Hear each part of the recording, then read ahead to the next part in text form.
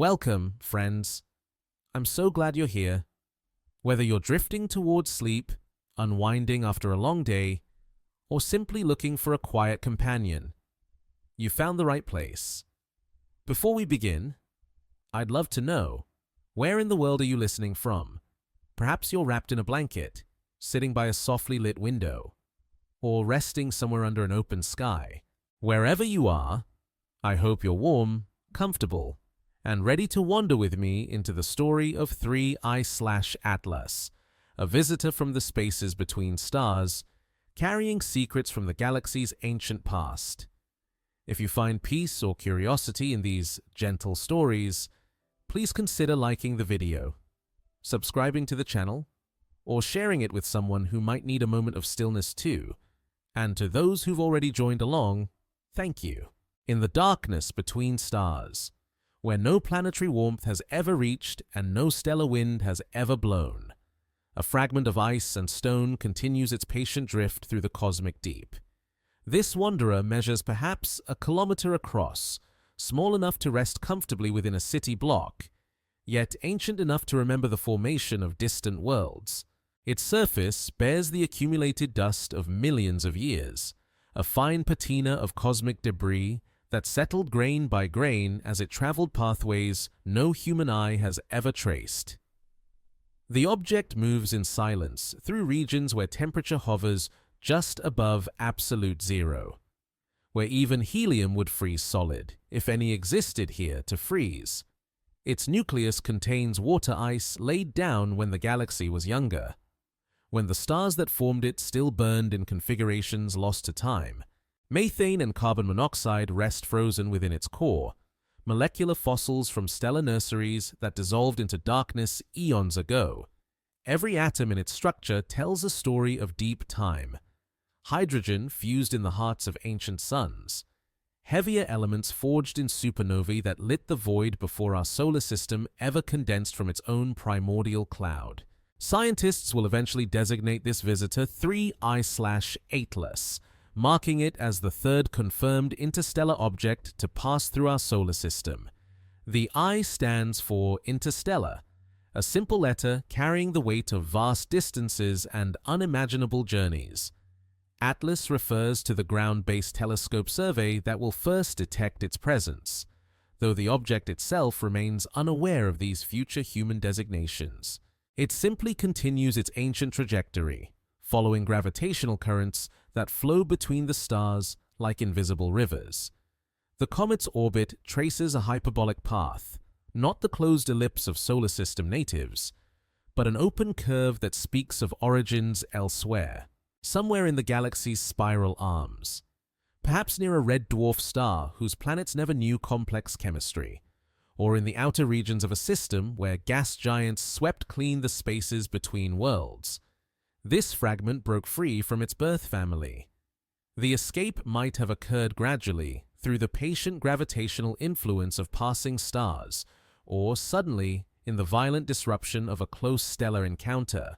Either way, the result remains the same: a small world set adrift in the galactic ocean, carrying its frozen cargo across distances measured in light years. What strikes astronomers as remarkable is not the object's existence. The space between stars likely teems with such wanderers, but rather the rarity of detection.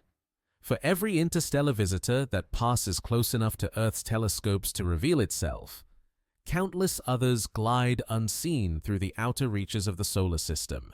They arrive from random directions, following trajectories determined by encounters with stars whose names we will never know, carrying samples of planetary systems whose compositions remain forever mysterious. Only the tiniest fraction ever venture close enough to our sun to begin the subtle transformation from invisible wanderer to visible comet. This particular visitor approaches from the direction of the constellation Lynx, though its true origin lies far beyond any star visible to the naked eye. The gravitational influence of the Milky Way's spiral structure has nudged it across vast distances, each encounter with stellar gravitational fields adding tiny perturbations to its path. Gas clouds scattered throughout the galaxy have exerted their own gentle pressures, and the radiation pressure from distant quasars and active galactic nuclei has contributed microscopic course corrections over millions of years. The result of all these influences is a trajectory that will carry the object deep into our solar system's inner regions, close enough to the Sun to awaken processes that have slept in its frozen nucleus since its formation. The comet's surface temperature currently hovers around 10 Kelvin, 10 degrees above the theoretical limit of absolute zero. At such temperatures, familiar materials behave in ways that seem almost magical. Water ice becomes harder than steel, while gases that define terrestrial atmospheres exist only as thin frosts coating the nucleus. Carbon dioxide, which bubbles vigorously from Earth's polar ice caps, lies dormant as solid crystals mixed with water ice in ratios determined by the chemical conditions present when the object first condensed. Methane, which flows as liquid on Saturn's moon Titan, remains locked in crystalline structures so stable they could persist for billions of years if left undisturbed. Yet disturbance approaches in the form of our star's gravity well, that invisible funnel in space-time that has been drawing the visitor inward for thousands of years. From the comet's perspective, the Sun remains just another star among many, brighter now than when the journey began, but still merely a point of light against the cosmic backdrop. The visitor has no awareness of the dramatic transformation awaiting it as solar radiation begins to penetrate the outer layers of its nucleus, stirring molecules that have remained motionless since the age of stellar formation.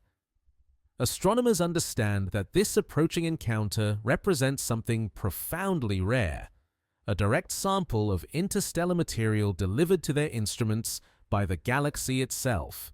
Unlike meteorites, which originate within our solar system and carry the chemical signatures of our particular stellar neighborhood, this visitor bears the isotopic fingerprints of stellar processes that occurred in entirely different regions of the galaxy. Its deuterium ratios, the abundance of rare elements, and the molecular structures preserved in its ices will provide glimpses into stellar formation regions whose light has never reached Earth's telescopes. The mystery that will most intrigue researchers is the object's curious behavior during its closest approach to the Sun, unlike typical comets, which respond predictably to solar heating with increasing activity and brightness. 3I/Atlas will demonstrate a puzzling restraint. At the very moment when solar energy should trigger the most dramatic outgassing and visible activity, the comet will instead enter what observers will describe as a strange pause, a period of unexpected calm that defies conventional understanding of cometary physics. This behavior suggests that interstellar objects may operate according to different rules than their solar system cousins, perhaps reflecting different formation conditions or compositional variations that remain invisible until subjected to our star's revealing heat. For now, in the deep, cold between worlds, the visitor continues its patient approach, carrying within its frozen heart the accumulated history of stellar generations. Each ice crystal preserves conditions from epochs when the galaxy's spiral arms occupied different configurations, when different populations of stars enriched the interstellar medium with their fusion products and their final explosive gifts. Soon, very soon in cosmic terms, the Sun's gravity will bend this ancient trajectory toward Perihelion, and the visitor will begin the transformation from invisible wanderer to active comet, revealing secrets that have traveled across light years to reach our waiting instruments. The gravitational whispers begin as barely perceptible tugs across distances that dwarf human comprehension. From 20,000 astronomical units away, 20,000 times the distance between Earth and Sun, our star's influence reaches out through the fabric of space-time like fingers trailing through still water. The visitor feels this pull as a gradual deviation from the straight-line path it has followed for millennia, its trajectory bending with mathematical precision toward the inner solar system. What astronomers will later calculate as a hyperbolic orbit begins its long, graceful curve toward perihelion. At such distances, the Sun appears as nothing more than a bright star among thousands, its light taking nearly 3 full days to cross the void between star and visitor. Yet even this faint radiance carries momentum, exerting radiation pressure measured in piconewtons, forces so gentle they could barely disturb a soap bubble, but persistent enough to influence the motion of objects across interstellar distances. The comet nucleus. Dark as charcoal and absorbing what little sunlight reaches it, begins an almost imperceptible warming that will continue for years as the approach progresses. The visitor travels at roughly 26 kilometers per second relative to the Sun, a velocity that speaks of its interstellar origins. Solar system objects, bound by our star's gravity since their formation, move with speeds determined by orbital mechanics and the Sun's mass. But this wanderer carries the signature of galactic rotation, of gravitational encounters with stars whose names exist only in astronomical catalogues, of passage through molecular clouds and stellar association regions scattered across hundreds of light years. Its speed reflects the cumulative influence of the galaxy's spiral structure, a velocity fingerprint that immediately identifies it as foreign to our solar system's native population. Deep within the comet's nucleus, where temperatures have remained constant for millions of years, ice crystals preserve molecular arrangements from stellar formation regions whose physics operated under conditions never replicated in our solar neighborhood. The water molecules locked in these crystalline structures carry isotopic ratios, the relative abundance of deuterium to ordinary hydrogen that reflect nucleosynthetic processes occurring in different stellar generations. Heavy water, with its extra neutron, forms in precise proportions that depend on the temperature and density conditions present when the ice originally condensed around dust grains in the interstellar medium, carbon monoxide ice, invisible to casual observation but detectable through infrared spectroscopy, lies mixed with water in ratios that reveal the chemical conditions present in the visitor's birth region.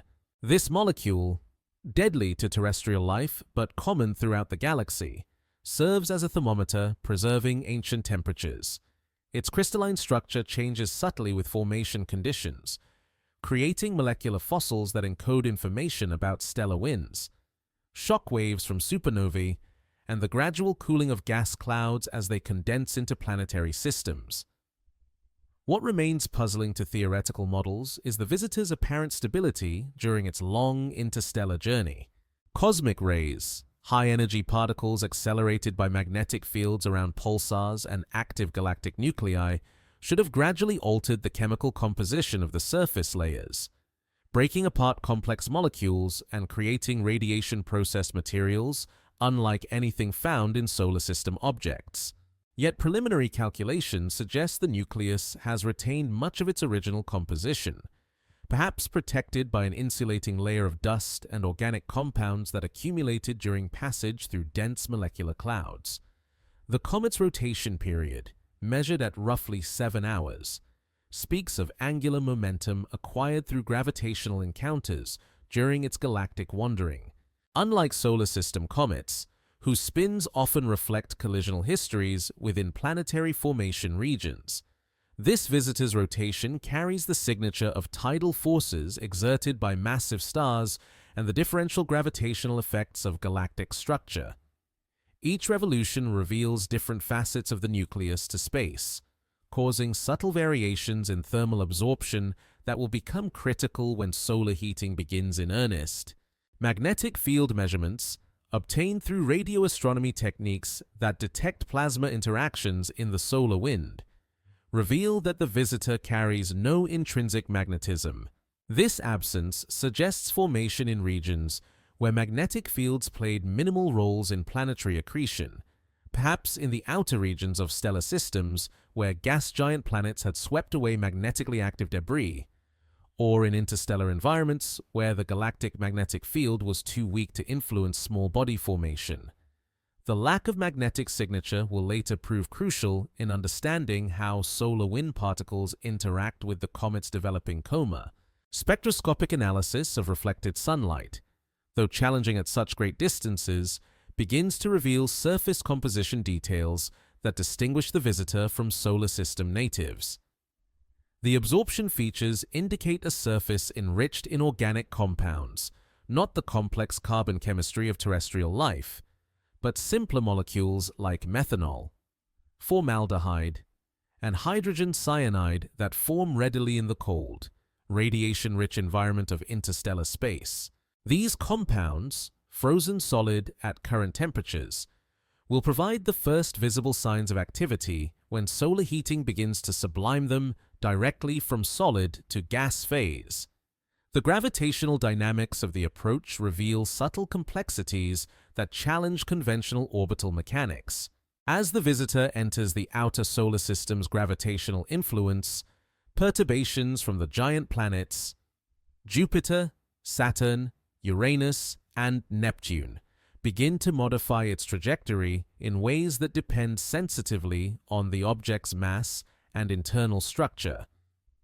These gravitational deflections act like a cosmic scale, allowing astronomers to estimate the nucleus density and distinguish between loosely bound rubble pile structures and more consolidated single-body objects. What strikes observers as remarkable is the visitor's apparent immunity to the tidal forces that fragment many solar system comets during close stellar approaches. Computer simulations suggest the nucleus possesses sufficient structural integrity to survive perihelion passage intact, despite experiencing temperature gradients and thermal stresses that would shatter more loosely consolidated objects.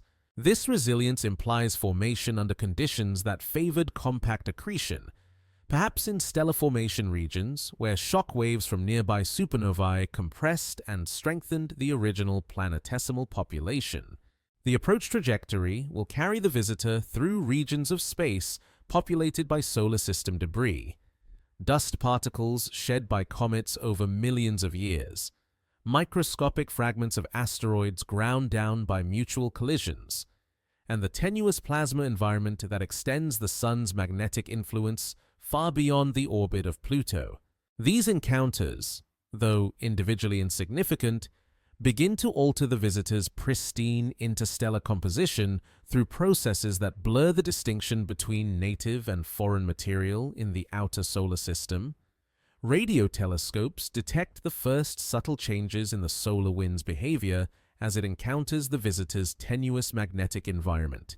Though the comet itself carries no magnetic field, the gradual sublimation of charged particles from its surface creates a tiny perturbation in the stream of plasma flowing outward from the Sun. This interaction, measurable only through sensitive instruments, marks the beginning of the transformation from inert interstellar wanderer to active comet, a process that will accelerate dramatically as the approach continues toward the inner solar system. Temperature monitoring reveals the first measurable warming of the nucleus surface, a rise from 10 Kelvin to perhaps 12 Kelvin, insufficient to trigger visible activity but significant enough to begin altering the crystalline structure of surface ices. Water ice, harder than granite at these temperatures, begins the subtle molecular rearrangements that precede sublimation. Carbon dioxide ice, even more volatile than water, shows the earliest signs of structural change as absorbed solar energy begins to overcome the intermolecular forces holding the solid structure together. The visitor continues its patient fall toward the Sun, carrying within its frozen heart the chemical memory of stellar nurseries whose light has never illuminated Earth's skies. Approaching a rendezvous that will briefly transform this ancient wanderer into one of the most closely studied objects in the solar system, the first whisper of transformation begins at distances where Earth appears as nothing more than a pale blue suggestion, lost in the Sun's overwhelming glare. Solar photons, streaming outward at the speed of light, penetrate the uppermost layers of the visitor's nucleus with energy sufficient to break the molecular bonds that have held water ice in crystalline suspension for millions of years. The process starts slowly, almost imperceptibly, individual molecules gaining enough thermal energy to escape the solid matrix and drift away into the vacuum of space. At 15 astronomical units from the Sun, roughly the distance of Uranus, the comet's surface temperature rises to 30 Kelvin, still brutally cold by terrestrial standards, yet warm enough to trigger the sublimation of the most volatile compounds embedded in the nucleus. Carbon monoxide ice, with its weaker intermolecular bonds, responds first to this gentle heating.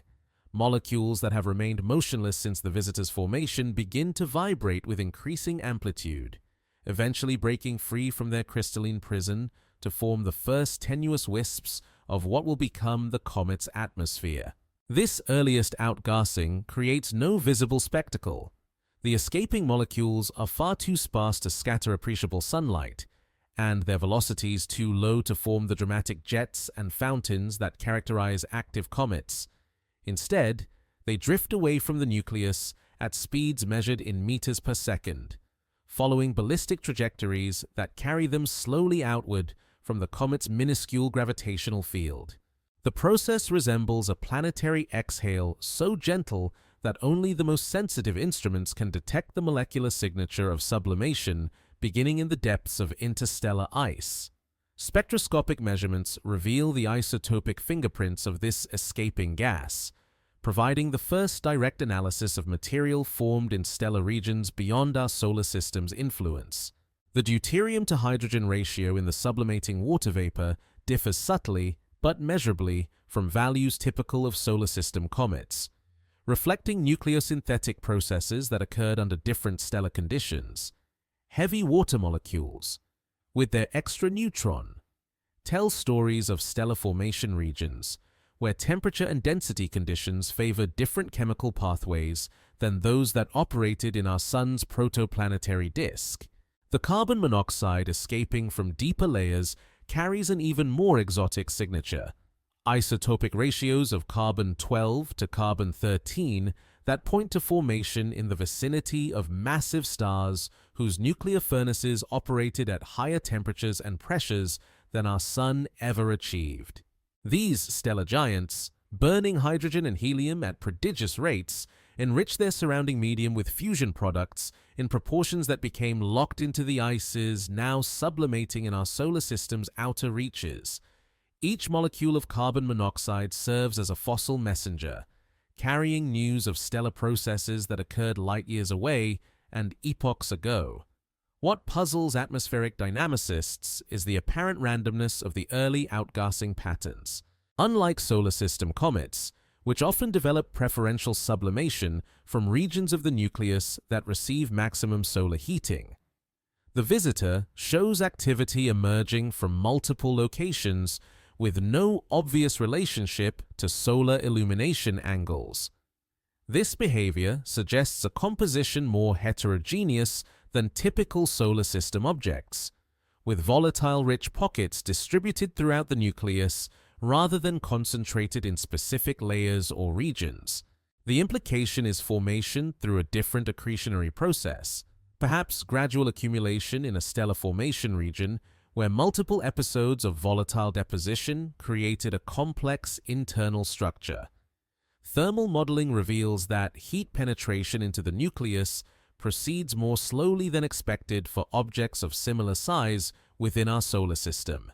The visitor's surface appears to possess unusually low thermal conductivity, possibly due to the presence of organic compounds that formed during its interstellar journey. These materials, created through radiation processing of simpler molecules over millions of years, act as an insulating layer that delays the warming of interior ices and creates temperature gradients unlike those found in native solar system comets. The developing coma, the tenuous atmosphere of gas and dust surrounding the nucleus, begins to interact with the solar wind in ways that reveal the visitor's alien origins. Plasma physicists detect unusual magnetic field configurations as charged particles from the Sun encounter the escaping cometary material. The interaction patterns differ from those observed around solar system comets, suggesting different compositions or different molecular dissociation processes in the coma. These subtle variations provide clues about the magnetic environment present when the visitor originally formed, possibly indicating birth in regions where stellar magnetic fields were weaker or oriented differently than in our solar neighborhood. Radio astronomy observations detect the first emission lines characteristic of excited water vapor and carbon monoxide in the expanding coma. The relative intensities of these spectral features encode information about the excitation conditions present as molecules transition from solid ice to gaseous form. The energy levels populated in these molecules reflect not only the current solar heating, but also the crystalline structure from which they sublimated, essentially providing a molecular memory of formation conditions preserved across interstellar distances and cosmic timescales. Dust particles, microscopic fragments of rocky material embedded in the sublimating ice, begin their own slow escape from the nucleus surface. These grains, typically smaller than bacteria and composed primarily of silicate minerals and organic compounds, carry the accumulated chemical signature of stellar formation processes that operated under different conditions than those in our solar system. Their mineral compositions, once analyzed through infrared spectroscopy, will reveal details about stellar winds, supernova shock waves, and the gradual chemical evolution of the interstellar medium in regions far from our Sun's influence. The visitor's rotation becomes increasingly evident as thermal emissions from different facets of the nucleus create a subtle but measurable light curve. The 7-hour rotation period, combined with the asymmetric heating pattern created by solar illumination, generates periodic variations in outgassing that serve as a natural clock marking the comet's spin. This rotational signature will prove crucial for understanding the nucleus shape and internal structure as activity levels increase during the approach to perihelion. Ground-based telescopes begin to detect the first optical evidence of cometary activity as scattered sunlight from dust particles in the developing coma creates a faint nebulosity around the nucleus. This initial appearance marks the visitor's transformation from invisible wanderer to detectable comet, though the brightness remains so low that only the most sensitive astronomical instruments can distinguish it from the stellar background. The light scattered by these particles carries polarization signatures that reveal details about grain size distributions and compositions, providing indirect measurements of the conditions present when the original planetesimals formed in distant stellar systems. What remains mysterious is the apparent correlation between outgassing activity and the visitor's magnetic environment as measured by spacecraft in the outer solar system. Subtle variations in activity levels seem to correspond with changes in the interplanetary magnetic field, the extension of the Sun's magnetic influence that pervades the space between planets. This correlation suggests that charged particle interactions play a more significant role in triggering sublimation than previously understood, possibly through electrical heating effects that supplement direct solar warming of the nucleus surface. The escaping gas and dust begin to feel the subtle pressure of solar radiation and the solar wind, forces that will eventually sculpt the characteristic tail structures associated with active comets. For now, these pressures remain too weak to create visible tail formation, but sensitive measurements detect the first signs of preferential acceleration of smaller particles away from the Sun. This process, known as radiation pressure, depends on particle size and composition in ways that will eventually sort the cometary debris according to physical properties, creating distinct tail components with different optical characteristics. As the visitor continues its approach through the outer solar system, each passing day brings slightly more intense solar heating and correspondingly increased sublimation activity. The ancient ice that has preserved interstellar conditions for millions of years begins its irreversible transformation to gas and dust, releasing molecular fossils into our solar system's environment and providing unprecedented opportunities to study material formed under stellar conditions vastly different from those that created our planetary neighborhood. Beyond the orbit of Neptune, where sunlight arrives with less than 1,000th the intensity it carries at Earth's distance, The visitor enters the gravitational realm that has shaped our solar system's architecture for 4.5 billion years. Here, in the scattered disk where Pluto traces its eccentric path and countless smaller objects follow orbits disturbed by ancient planetary migrations. The comet encounters the first substantial gravitational influences it has felt since leaving its stellar birthplace. The Sun's gravity well deepens perceptibly with each passing day, accelerating the visitor toward velocities that will eventually exceed 40 kilometers per second at perihelion. The nucleus continues to warm under the patient influence of distant solar radiation. Surface temperatures rise to 50 Kelvin, still cold enough to freeze nitrogen solid, yet sufficient to trigger more vigorous sublimation of carbon dioxide ice embedded in the visitor's outer layers. This secondary volatile, more responsive to heating than water ice but less volatile than carbon monoxide, begins to escape in quantities measurable by infrared spectrometers sensitive to its characteristic absorption wavelengths. The escaping carbon dioxide carries with it microscopic dust particles, creating the first visible signs of dust emission that will eventually develop into the comet's distinctive tail structures. Spectroscopic analysis of the sublimating gases reveals compositional details that distinguish the visitor from any object previously studied in our solar system. The ratio of carbon monoxide to water vapor exceeds values observed in native comets by factors of 10 or more, suggesting formation in environments where carbon chemistry proceeded along different pathways than those that operated in our Sun's protoplanetary disk. This carbon enhancement points to birth regions enriched by stellar winds from massive stars, objects whose nuclear furnaces operated at temperatures high enough to forge carbon atoms in abundance before dispersing them through supernova explosions. The developing coma begins to exhibit structure as differential heating of the nucleus surface creates preferential sublimation from regions facing the Sun. High-resolution imaging reveals subtle asymmetries in the gas and dust distribution, with material escaping more vigorously from areas where solar illumination encounters fresh ice exposure created by the visitor's rotation.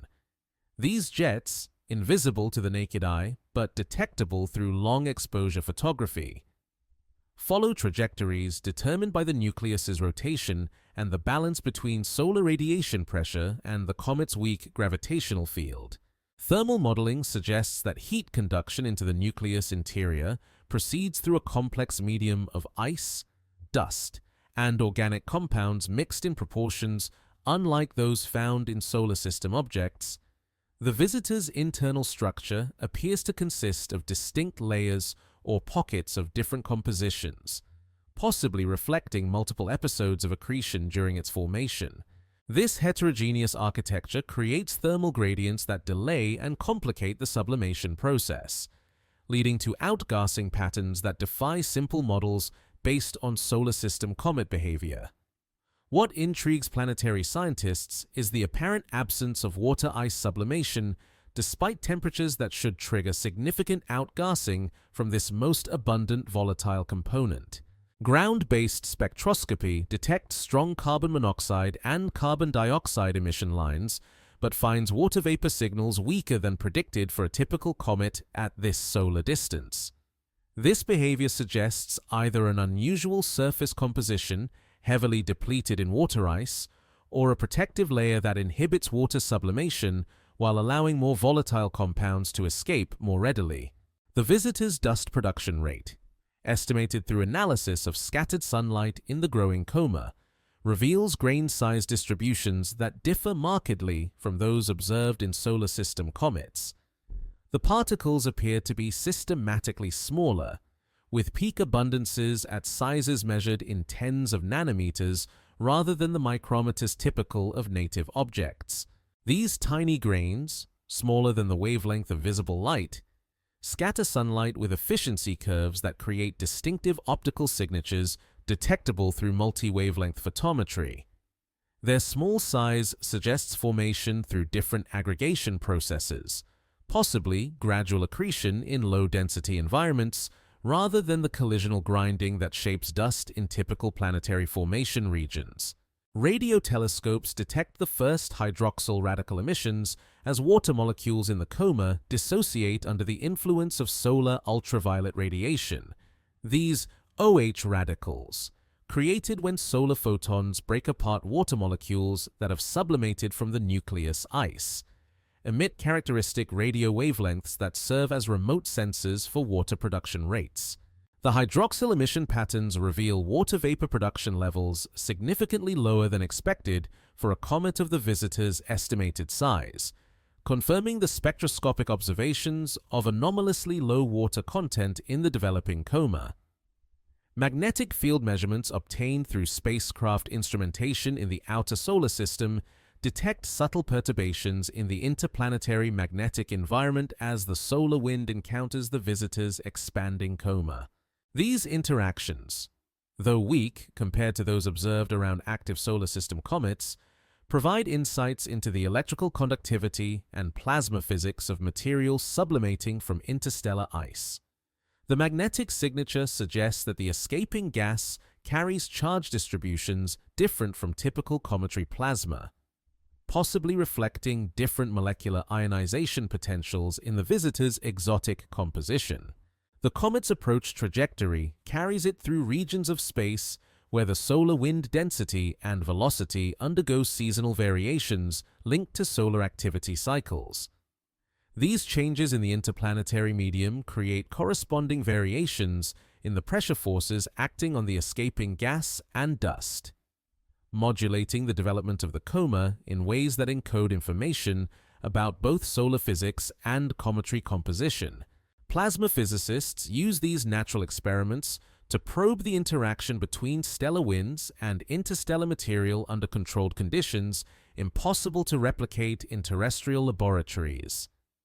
Photometric observations reveal that the visitor's brightness increases more slowly than expected based on models derived from solar system comet behavior. The relationship between solar distance and activity level, normally described by power laws that reflect the temperature dependence of ice sublimation, shows systematic deviations that suggest different thermal properties or compositional variations in the nucleus interior. These anomalies provide clues about formation processes that operated under physical conditions unlike those present in our solar system's early history. Ground-based observatories begin coordinated monitoring campaigns as the visitor's brightness increases sufficiently for detailed spectroscopic analysis. Each telescope contributes different wavelength coverage and sensitivity, building a comprehensive picture of the comet's composition and activity patterns. Infrared observations reveal the thermal emission signatures of warm dust grains, while ultraviolet measurements probe the electronic transitions of excited molecules in the coma. Visible light spectroscopy detects the emission lines of neutral atoms and simple molecules, providing direct measurements of elemental abundances in material formed around other stars. The nucleus rotation becomes clearly evident as periodic variations in brightness and spectroscopic line intensities trace the 7-hour spin period with increasing precision. Different facets of the nucleus exhibit varying degrees of sublimation activity, creating a complex light curve that encodes information about surface composition variations and internal structure. The rotational signature serves as a natural probe of the nucleus shape and mass distribution, revealing an object that likely experienced collisional evolution during its interstellar journey through encounters with other wandering debris. As the visitor continues its approach toward the inner solar system, the subtle signs of activity detected in the outer reaches herald the dramatic transformation that awaits when solar heating intensifies beyond the critical thresholds that govern ice sublimation rates.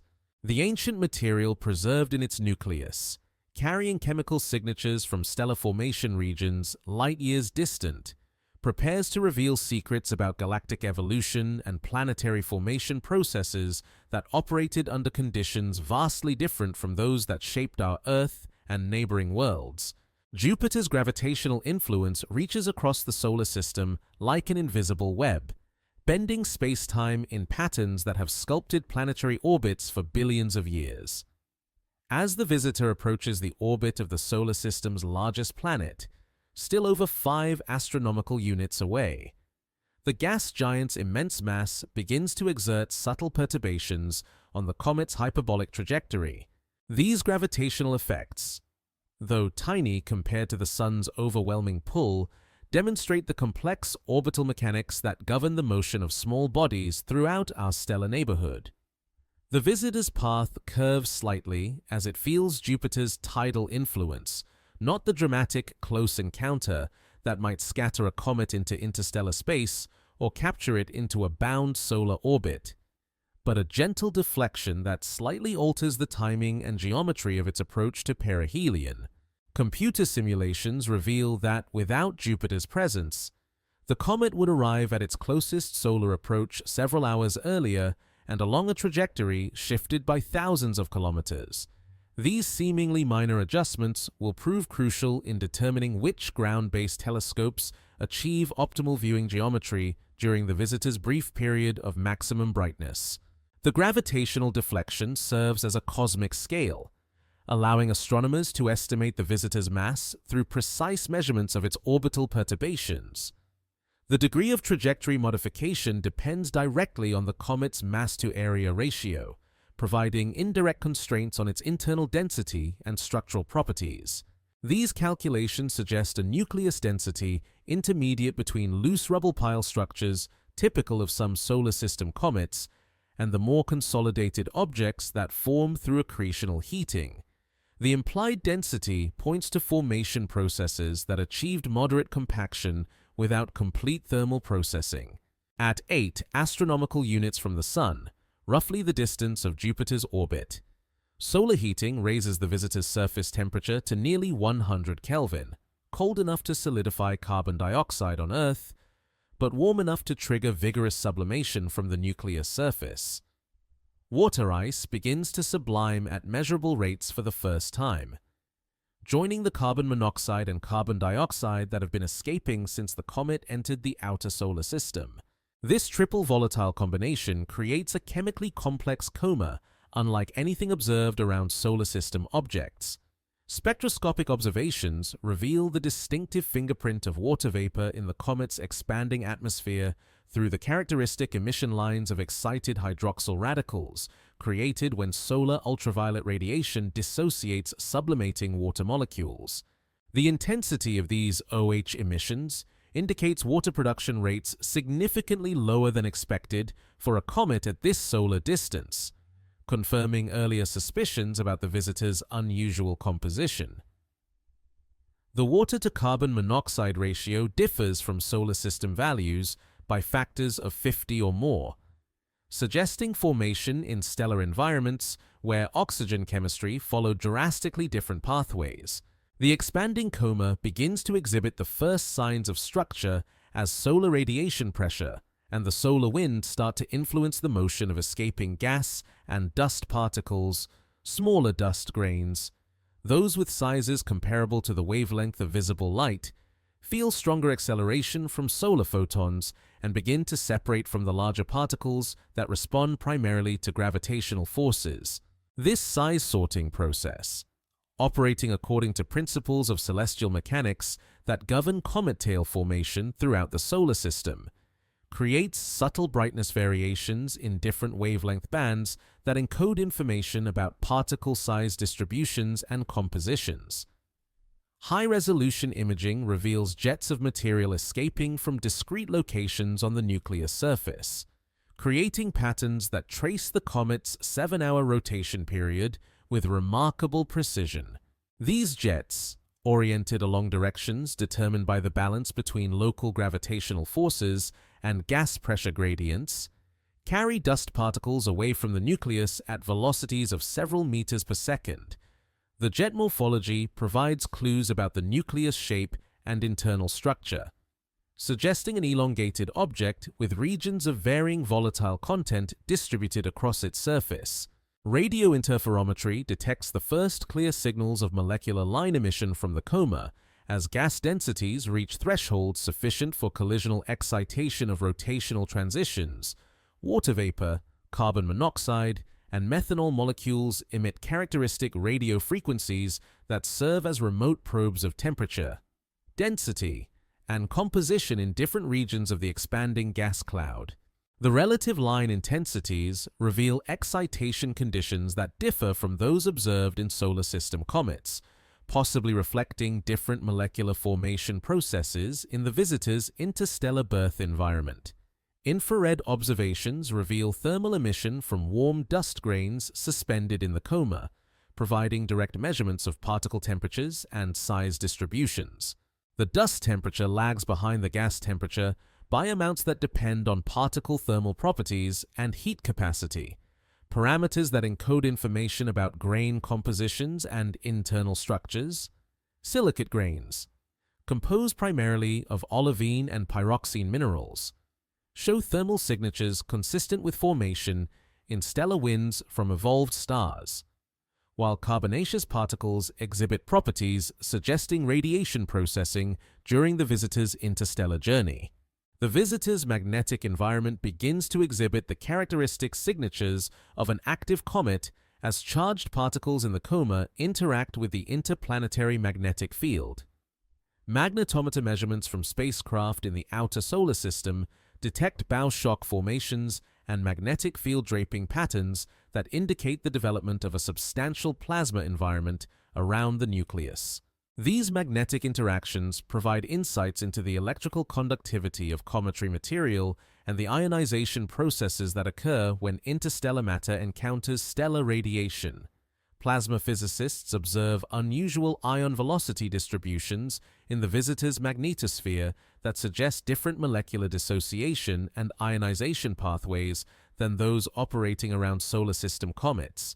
The exotic composition, particularly the enhanced carbon monoxide abundance, creates plasma chemistry dominated by CO+ ions rather than the water-derived H2O+ and OH+ species typical of native objects.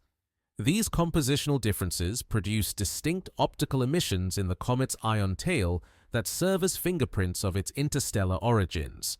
Ground-based observatories detect the first clear evidence of gas production variations correlated with the nucleus rotation as different surface regions with varying volatile content rotate into and out of direct solar illumination. The amplitude of these rotational modulations, combined with the known 7-hour period, provides constraints on the nucleus shape and the degree of compositional heterogeneity across its surface.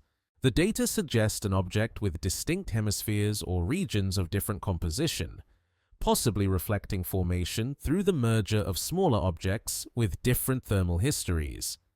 Jupiter's gravitational influence extends beyond simple trajectory modification to affect the tidal stresses experienced by the nucleus during its passage through the outer solar system.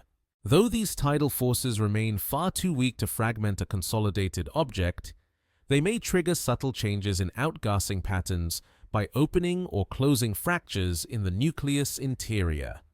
Seismic waves generated by tidal flexing could redistribute volatile-rich material or create new pathways for gas escape, contributing to the complex activity patterns observed as the visitor continues its approach toward the inner solar system. The comet's dust production increases dramatically as surface temperatures rise above critical sublimation thresholds for embedded particle release. Microscopic grains, lifted from the nucleus surface by escaping gases, begin their complex journey through the inner solar system under the competing influences of solar gravity, radiation pressure, and electromagnetic forces.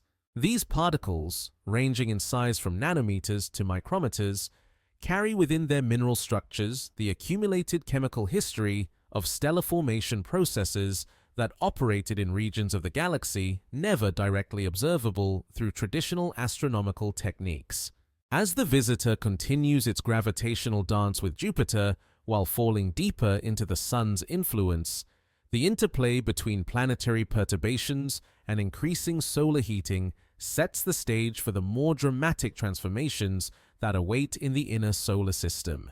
The ancient ice and dust that have preserved interstellar conditions for millions of years prepare for their final release, carrying messages from distant stellar nurseries toward a brief but spectacular encounter with our star's intense radiation environment. The coma awakens like a planetary dawn spreading across the darkness of space. What began as invisible molecular escape from the visitor's frozen surface transforms into a tenuous atmosphere extending thousands of kilometers from the nucleus, creating the characteristic fuzzy appearance that distinguishes active comets from the sharp, stellar points of more distant objects. This atmospheric envelope, composed primarily of water vapor, carbon dioxide, and the exotic abundance of carbon monoxide that marks the visitor's interstellar origins, begins to scatter sunlight with sufficient intensity for ground-based telescopes to resolve its structure and composition. At 6 astronomical units from the Sun, solar heating drives surface temperatures toward 150 Kelvin, still cold enough to freeze Mercury solid, yet warm enough to trigger vigorous sublimation from multiple volatile species embedded throughout the nucleus. The sublimation process operates through mechanisms that bypass the liquid phase entirely, transforming solid ice directly into gaseous form through the addition of thermal energy. This solid-to-gas transition, fundamental to cometary physics throughout the solar system, proceeds at rates determined by the vapor pressures of different molecular species and the efficiency of heat conduction through the nucleus interior. Water ice sublimation accelerates exponentially as temperatures rise above critical thresholds that have remained constant since the formation of the solar system. The visitor produces water vapor at rates approaching several tons per second, quantities that seem enormous by terrestrial standards, but represent merely the gentle exhale of an object whose total mass exceeds 10 billion tons. Each water molecule that escapes carries approximately 50,000 times more energy than was required to lift it from the nucleus surface. Energy provided by solar photons that have traveled 93 million miles to trigger this ancient transformation. The expanding gas cloud creates pressure gradients that accelerate dust particles away from the nucleus surface at velocities determined by the balance between gas drag forces and gravitational attraction. Microscopic grains, composed of silicate minerals and organic compounds that formed in stellar environments vastly different from our solar system, begin their journey through interplanetary space carrying chemical signatures of galactic evolution. These particles, ranging in size from nanometers to micrometers, follow trajectories governed by the same celestial mechanics that shape planetary motion throughout the universe. Spectroscopic analysis reveals the distinctive emission lines of excited molecules as they absorb and re-emit solar ultraviolet radiation in the low-density environment of the coma. Water molecules dissociate under photolysis to create hydroxyl radicals and hydrogen atoms, each following different velocity distributions that spread the spectral lines into Doppler-broadened profiles.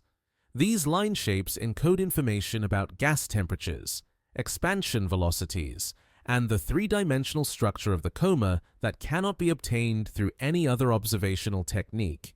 The visitor's exotic composition manifests most clearly in the unprecedented abundance of carbon monoxide emission lines that dominate the radio spectrum at frequencies corresponding to molecular rotational transitions.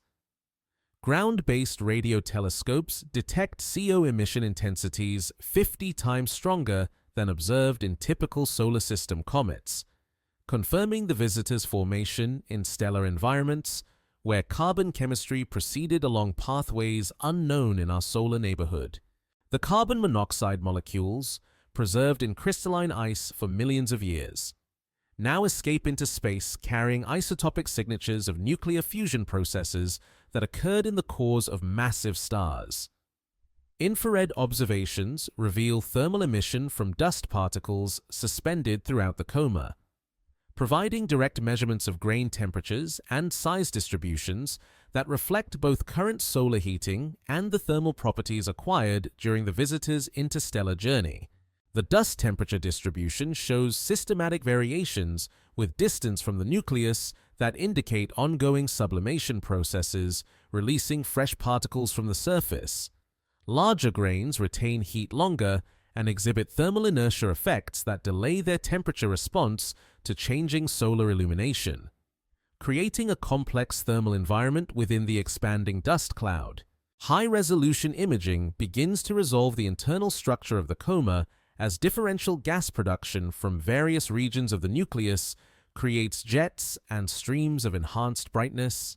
These features, visible through their enhanced dust content rather than direct gas emission, trace spiral patterns in the coma that reflect the nucleus rotation combined with the radial expansion of sublimated material.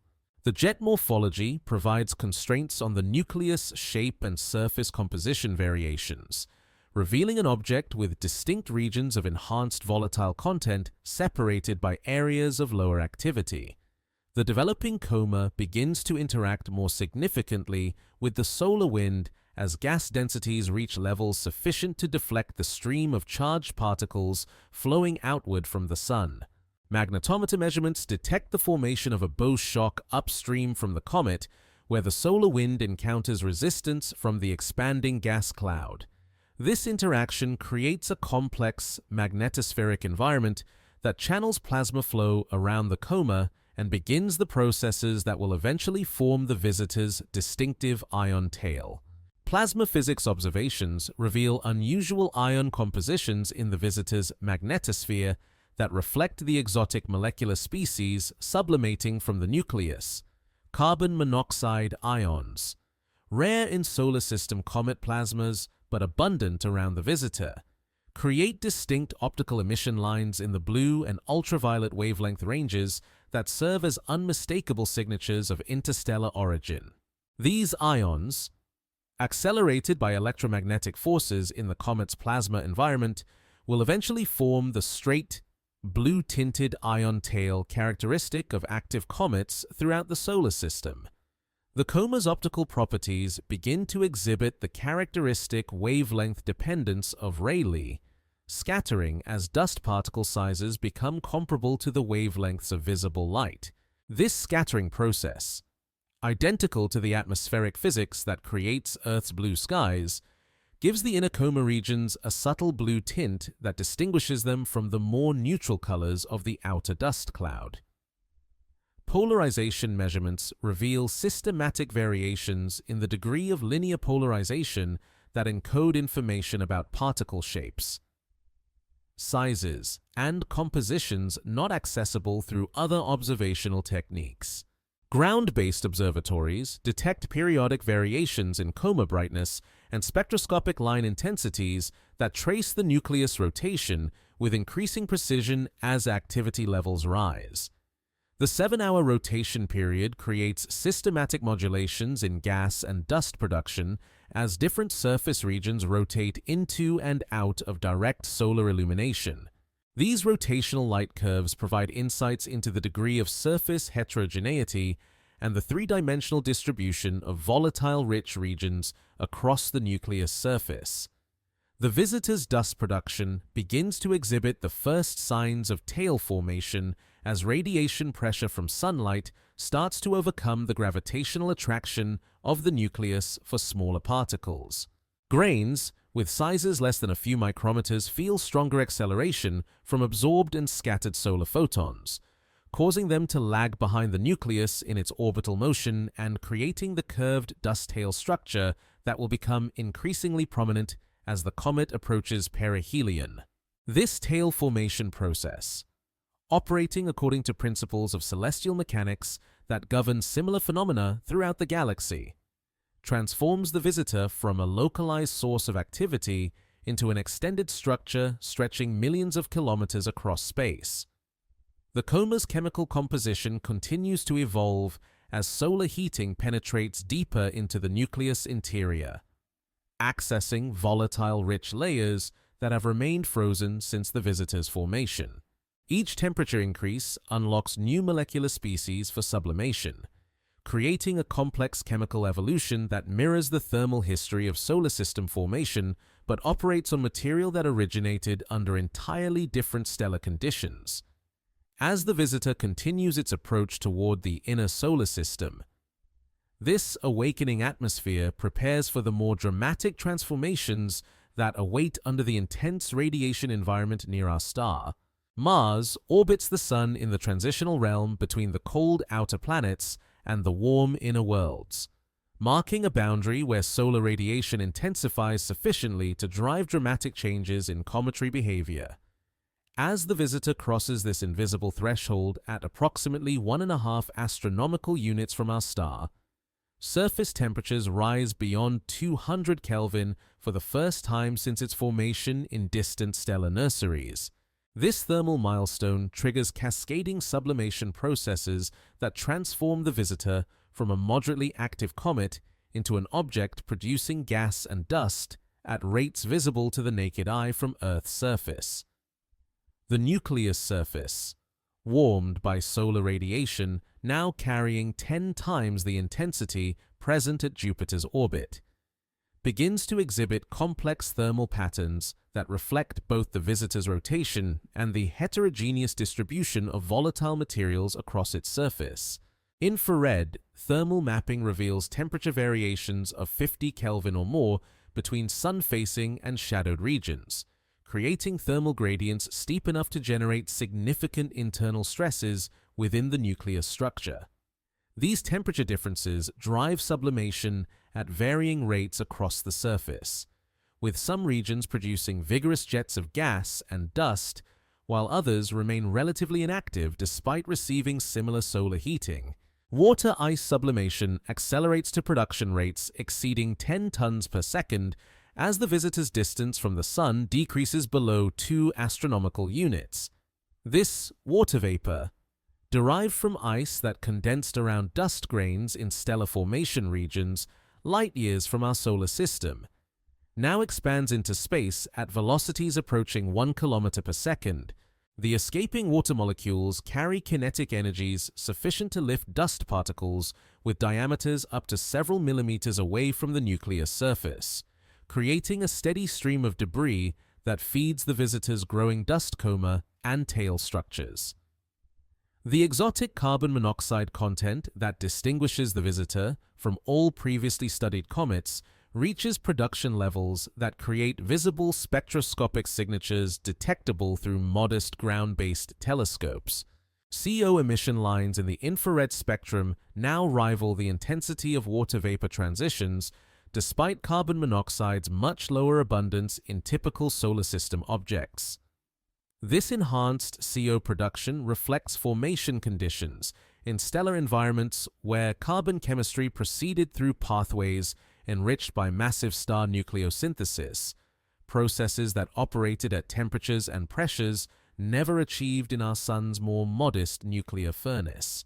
Dust grain analysis through multi-wavelength photometry reveals particle compositions that bear the mineralogical signatures of stellar wind processing and interstellar radiation exposure accumulated over millions of years of galactic wandering. Silicate particles exhibit crystalline structures that formed at temperatures exceeding 1000 Kelvin, suggesting origins in the atmospheres of evolved stars where stellar winds carried newly formed minerals into interstellar space. These refractory grains, embedded in water ice during the visitor's accretion, now escape into our solar system, carrying direct samples of stellar nucleosynthesis from regions of the galaxy never accessible to Earth-based observations. The visitor's coma expands to dimensions approaching 100,000 kilometers in diameter, roughly 3/4 the distance between Earth and Moon, as gas production rates increase exponentially with decreasing solar distance. This tenuous atmosphere, with densities millions of times lower than Earth's air at sea level, nonetheless contains sufficient material to scatter sunlight and create the characteristic fuzzy appearance that transforms the visitor from a stellar point source into a clearly resolved cometary object visible through binoculars from Earth's surface. Plasma physics observations reveal the development of a substantial magnetospheric environment as the solar wind encounters increasing resistance from the expanding gas cloud surrounding the nucleus. The bow shock that forms upstream from the comet now extends several thousand kilometers, creating a complex three-dimensional structure that channels solar wind plasma around the coma and accelerates cometary ions to velocities approaching 100 kilometers per second. These accelerated ions, composed primarily of water group species and the unusual abundance of carbon monoxide ions, begin to form the straight ion tail that will become increasingly prominent as solar wind pressure intensifies closer to the Sun. High-resolution imaging resolves multiple jet structures emanating from discrete locations on the nucleus surface, creating a complex pattern of enhanced brightness regions that trace the comet's rotation with exquisite precision. The jets exhibit collimated structures extending thousands of kilometers from their source regions, maintaining coherence through gas dynamic processes that focus the expanding sublimation products into narrow beams. These collimated outflows carry dust particles along trajectories that depend sensitively on particle size and composition, creating sorting mechanisms that segregate different types of material according to their response to radiation pressure and electromagnetic forces. Ground-based spectroscopy detects the first clear signatures of minor molecular species that provide insights into the detailed chemical composition of interstellar ice, methanol, formaldehyde, and hydrogen cyanide, molecules that form readily in the radiation-rich environment of dense molecular clouds, begin to appear in the visitor's spectrum as surface temperatures rise sufficiently to sublime these less abundant but scientifically significant compounds. Each minor species carries information about the physical and chemical conditions present during the visitor's formation, providing glimpses into stellar formation processes that operated under conditions vastly different from those in our solar system.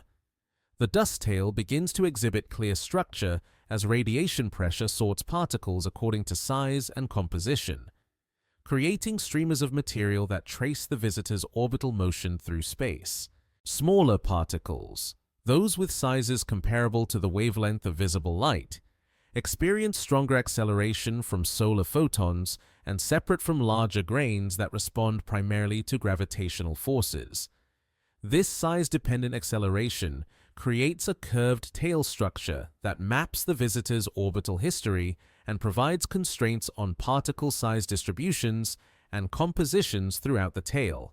Radio interferometry observations detect molecular line emission from increasingly exotic species as sublimation temperatures rise above thresholds required to release more refractory compounds from the nucleus interior: carbon dioxide, sulfur dioxide, and various organic molecules create characteristic emission signatures that serve as remote probes of the chemical inventory preserved in interstellar ice for millions of years. The relative abundances of these species reflect nucleosynthetic processes and stellar wind compositions that operated in the visitor's birth environment, providing direct measurements of stellar chemistry from regions of the galaxy beyond the reach of traditional astronomical observations. Thermal modeling reveals that heat conduction into the nucleus interior now reaches depths of several meters below the surface, accessing volatile-rich layers that have remained undisturbed since the visitor's formation. This thermal penetration creates complex sublimation patterns that depend on the three-dimensional distribution of different ice species throughout the nucleus structure. The resulting gas production exhibits temporal variations that encode information about internal stratification and the accretionary processes that assembled the visitor from smaller components in its stellar formation region.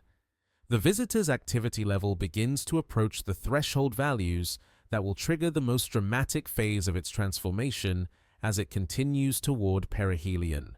Solar heating now drives sublimation processes at rates that substantially modify the nucleus surface on timescales measured in days rather than years, creating a dynamically evolving object whose properties change continuously under the influence of our star's intense radiation. The ancient material that has preserved interstellar conditions throughout its galactic journey now prepares for the climactic encounter that will briefly transform this wandering messenger into one of the most spectacular objects visible in Earth's sky. The mysterious deceleration appears first as tiny discrepancies in the visitor's predicted position against the stellar background. Deviations measured in arcseconds that initially seem insignificant but grow more pronounced with each passing observation. Ground-based astrometry. The precise measurement of celestial positions that has guided navigation for centuries, detects systematic shifts in the comet's trajectory that cannot be explained by gravitational forces alone. The visitor moves more slowly than orbital mechanics predicts, as if some invisible force opposes its motion through space with a persistence that defies conventional understanding of solar system dynamics. At 1 astronomical unit from the Sun, the same distance that separates Earth from our star, the visitor experiences solar heating intense enough to drive water sublimation at rates exceeding 100 tons per second. Yet this massive gas production creates forces that act like microscopic rocket engines distributed across the nucleus surface, each jet of escaping vapor imparting momentum that slightly alters the comet's trajectory. The cumulative effect of millions of individual sublimation events creates what astronomers term the rocket effect, a non-gravitational acceleration that depends on the three-dimensional distribution of active regions across the nucleus surface. The physics underlying this phenomenon operates according to Newton's third law applied on a planetary scale. Every action produces an equal and opposite reaction. When water molecules escape from the sun-facing hemisphere of the nucleus, they carry momentum away from the comet, creating a tiny but measurable recoil that pushes the nucleus in the opposite direction. For most solar system comets, this rocket effect accelerates the object along its orbital path, but the visitor exhibits the opposite behavior, a systematic deceleration that suggests preferential outgassing from the trailing hemisphere as the nucleus rotates through its 7-hour spin cycle. High-precision radar observations from the Deep Space Network detect velocity changes measured in millimeters per second, tiny alterations that accumulate over days and weeks to produce positional shifts visible through optical telescopes. The magnitude of these non-gravitational forces depends sensitively on the visitor's mass, internal structure, and the asymmetry of gas production across its surface. Computer models suggest that even small variations in volatile distribution can generate rocket effects powerful enough to modify orbital trajectories by thousands of kilometers over the duration of a single apparition. The visitor's unusual composition, particularly its enhanced carbon monoxide content, creates sublimation patterns unlike those observed in any previous comet. Carbon monoxide sublimes at much lower temperatures than water ice, creating outgassing activity that persists on the night side of the nucleus where water ice remains frozen solid. This continuous CO emission from shadowed regions generates rocket forces with different directional components than the sun-facing water jets, creating a complex vector sum of accelerations that produces the observed deceleration rather than the acceleration typical of solar system objects. Thermal modeling reveals that the visitor's low thermal conductivity, possibly due to insulating layers of organic compounds accumulated during its interstellar journey, creates temperature lag effects that delay peak sublimation relative to maximum solar heating. This thermal inertia means that the most vigorous outgassing occurs not when surface regions face the sun directly, but hours later as conducted heat reaches subsurface ice deposits. The resulting phase lag between heating and gas production shifts the direction of rocket forces away from the purely radial pattern that would produce no net acceleration. Spectroscopic observations detect systematic variations in emission line intensities that correlate with the observed trajectory perturbations, providing direct evidence for the connection between gas production patterns and orbital dynamics. Water vapor emission reaches maximum intensity several hours after local noon on each facet of the rotating nucleus, while carbon monoxide emission shows less pronounced diurnal variations due to its ability to sublime from permanently shadowed regions. These compositional asymmetries create a complex pattern of forces that vary systematically with the nucleus rotation and orbital position. The magnitude of the observed deceleration, approximately 1 meter per second per day, seems minuscule by terrestrial standards, but represents enormous forces when integrated over the visitor's substantial mass. The total momentum change implied by these measurements equals the effect of a gentle breeze blowing continuously against an object the size of a mountain, demonstrating the cumulative power of processes that operate through the patient accumulation of countless microscopic events. This rocket effect will ultimately alter the visitor's trajectory by amounts sufficient to change its departure velocity from the solar system and modify its future galactic wandering path. Ground-based photometry reveals periodic brightness variations that trace the nucleus rotation while simultaneously encoding information about the three-dimensional distribution of active regions responsible for the non-gravitational forces.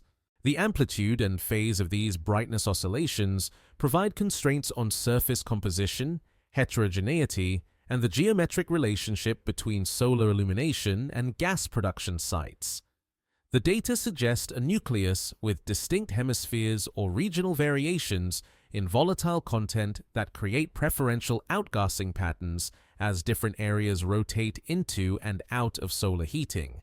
Radio interferometry observations of molecular line emission detect Doppler shifts that trace the three-dimensional velocity structure of gas escaping from different regions of the nucleus surface. These velocity measurements provide direct evidence for asymmetric outgassing patterns that generate the observed rocket forces. Carbon monoxide emission shows systematic velocity offsets that indicate preferential escape from regions not directly facing the sun, while water vapor exhibits more conventional patterns of maximum emission from sun-facing areas during local daylight hours.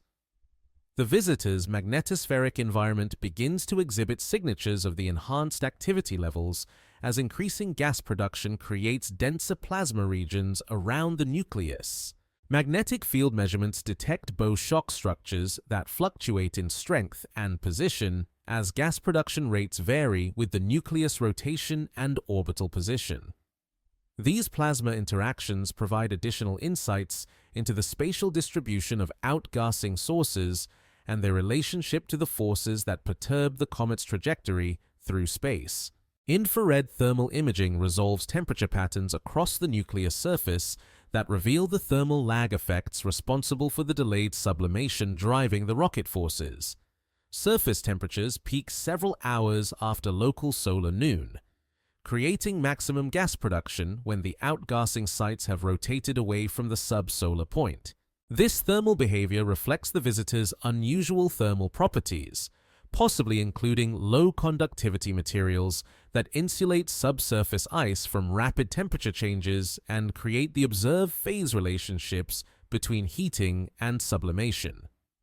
The systematic nature of the trajectory perturbations allows astronomers to predict future positions with unprecedented precision despite the non-gravitational forces acting on the nucleus. By incorporating models of asymmetric outgassing into orbital calculation codes, researchers achieve positional predictions accurate to within a few arcseconds over timescales of weeks to months. These refined ephemerides prove crucial for coordinating ground-based observations and optimizing telescope pointing during the visitor's brief period of maximum activity near perihelion. Computer simulations reveal that the observed deceleration pattern places important constraints on the visitor's internal structure and formation history. The magnitude and direction of rocket forces depend sensitively on mass distribution within the nucleus, with consolidated objects producing different signatures than loose rubble pile structures. The data favor a moderately consolidated nucleus with heterogeneous composition, consistent with formation through gradual accretion in a stellar environment followed by partial thermal processing during the interstellar journey. As the visitor continues its approach toward perihelion, the rocket effect intensifies proportionally to gas production rates, creating increasingly large perturbations that accumulate to produce substantial changes in the departure trajectory from the solar system. These forces, invisible to casual observation but precisely measurable through modern astrometric techniques, demonstrate how microscopic physical processes can produce macroscopic consequences when operating continuously over astronomical timescales. The ancient wanderer that entered our solar system following one hyperbolic path will depart along a measurably different trajectory, its future galactic journey altered by the subtle influence of our star's heating and the asymmetric response of interstellar ice to solar radiation. The escaping gases reveal their secrets through the language of light, each molecular species absorbing and emitting characteristic wavelengths that serve as fingerprints identifying their presence in the visitor's expanding coma. Ground-based spectrometers, sensitive instruments that spread starlight into component colors with precision measured in angstroms, detect absorption features that encode the detailed chemistry of material formed around other stars. Water vapor creates its distinctive signature through electronic transitions in the ultraviolet, while carbon monoxide molecules emit infrared photons at frequencies determined by their rotational energy levels and the temperature of the gas clouds surrounding the nucleus. The isotopic composition of sublimating water provides the most direct evidence of the visitor's interstellar origins through measurements of heavy water, molecules containing deuterium atoms instead of ordinary hydrogen. The ratio of deuterium to hydrogen in terrestrial water reflects nucleosynthetic processes that operated in our Sun's protoplanetary disk 4.5 billion years ago. But the visitor's water exhibits deuterium enrichment levels that point to formation in stellar environments where different nuclear fusion pathways created distinct isotopic signatures. Each heavy water molecule serves as a fossil record of stellar evolution processes that operated under physical conditions never achieved in our solar system. Carbon isotope ratios in the abundant carbon monoxide emission reveal even more exotic signatures of stellar nucleosynthesis from the visitor's birth region. The proportion of carbon 13 to carbon 12 in the escaping CO molecules differ significantly from solar system values, indicating formation in environments enriched by nuclear burning processes in massive stars. These stellar giants, with cores hot enough to fuse carbon atoms through the CNO cycle, dispersed fusion products with isotopic signatures that became incorporated into the interstellar medium from which the visitor eventually condensed. The carbon isotope data provides direct measurements of stellar evolution processes that occurred light years away and millions of years before our Sun formed. Oxygen isotope measurements, obtained through high-resolution spectroscopy of water vapor and carbon dioxide emission lines, reveal three isotope relationships that distinguish solar system from interstellar material with remarkable precision. The visitor's oxygen-16 to oxygen-18 ratio follows patterns characteristic of stellar winds from evolved stars rather than the mass-dependent fractionation processes that shaped oxygen isotopes in our Sun's protoplanetary disk. These measurements provide insights into stellar evolution phases that enrich the interstellar medium with oxygen isotopes in proportions reflecting nuclear burning processes fundamentally different from those operating in our star. Nitrogen isotope analysis through observations of hydrogen cyanide and ammonia emission lines reveals isotopic signatures that reflect the complex chemistry operating in dense molecular clouds where the visitor formed. The nitrogen-14 to nitrogen-15 ratio encodes information about ion molecule reaction networks that operated in the cold, radiation-rich environment of stellar formation regions. These chemical processes, involving ion exchange reactions between nitrogen-bearing molecules and cosmic ray particles, created isotopic fractionation patterns that became frozen into the visitor's ice matrix and now provide windows into the physical conditions present during its accretion. Rare gas measurements, though challenging to obtain due to their chemical inertness and low abundances, offer perhaps the most definitive proof of interstellar origin through isotopic compositions that cannot be modified by subsequent chemical processing. Argon isotope ratios in the visitor's coma, measured through ultraviolet spectroscopy of ionized gas in the expanding plasma environment, exhibit signatures of stellar nucleosynthesis from multiple stellar generations. The argon-36 to argon-38 ratio reflects neutron capture processes operating in the interiors of massive stars, while argon-40 abundances indicate contributions from potassium decay in stellar environments with different age and metallicity than our solar neighborhood.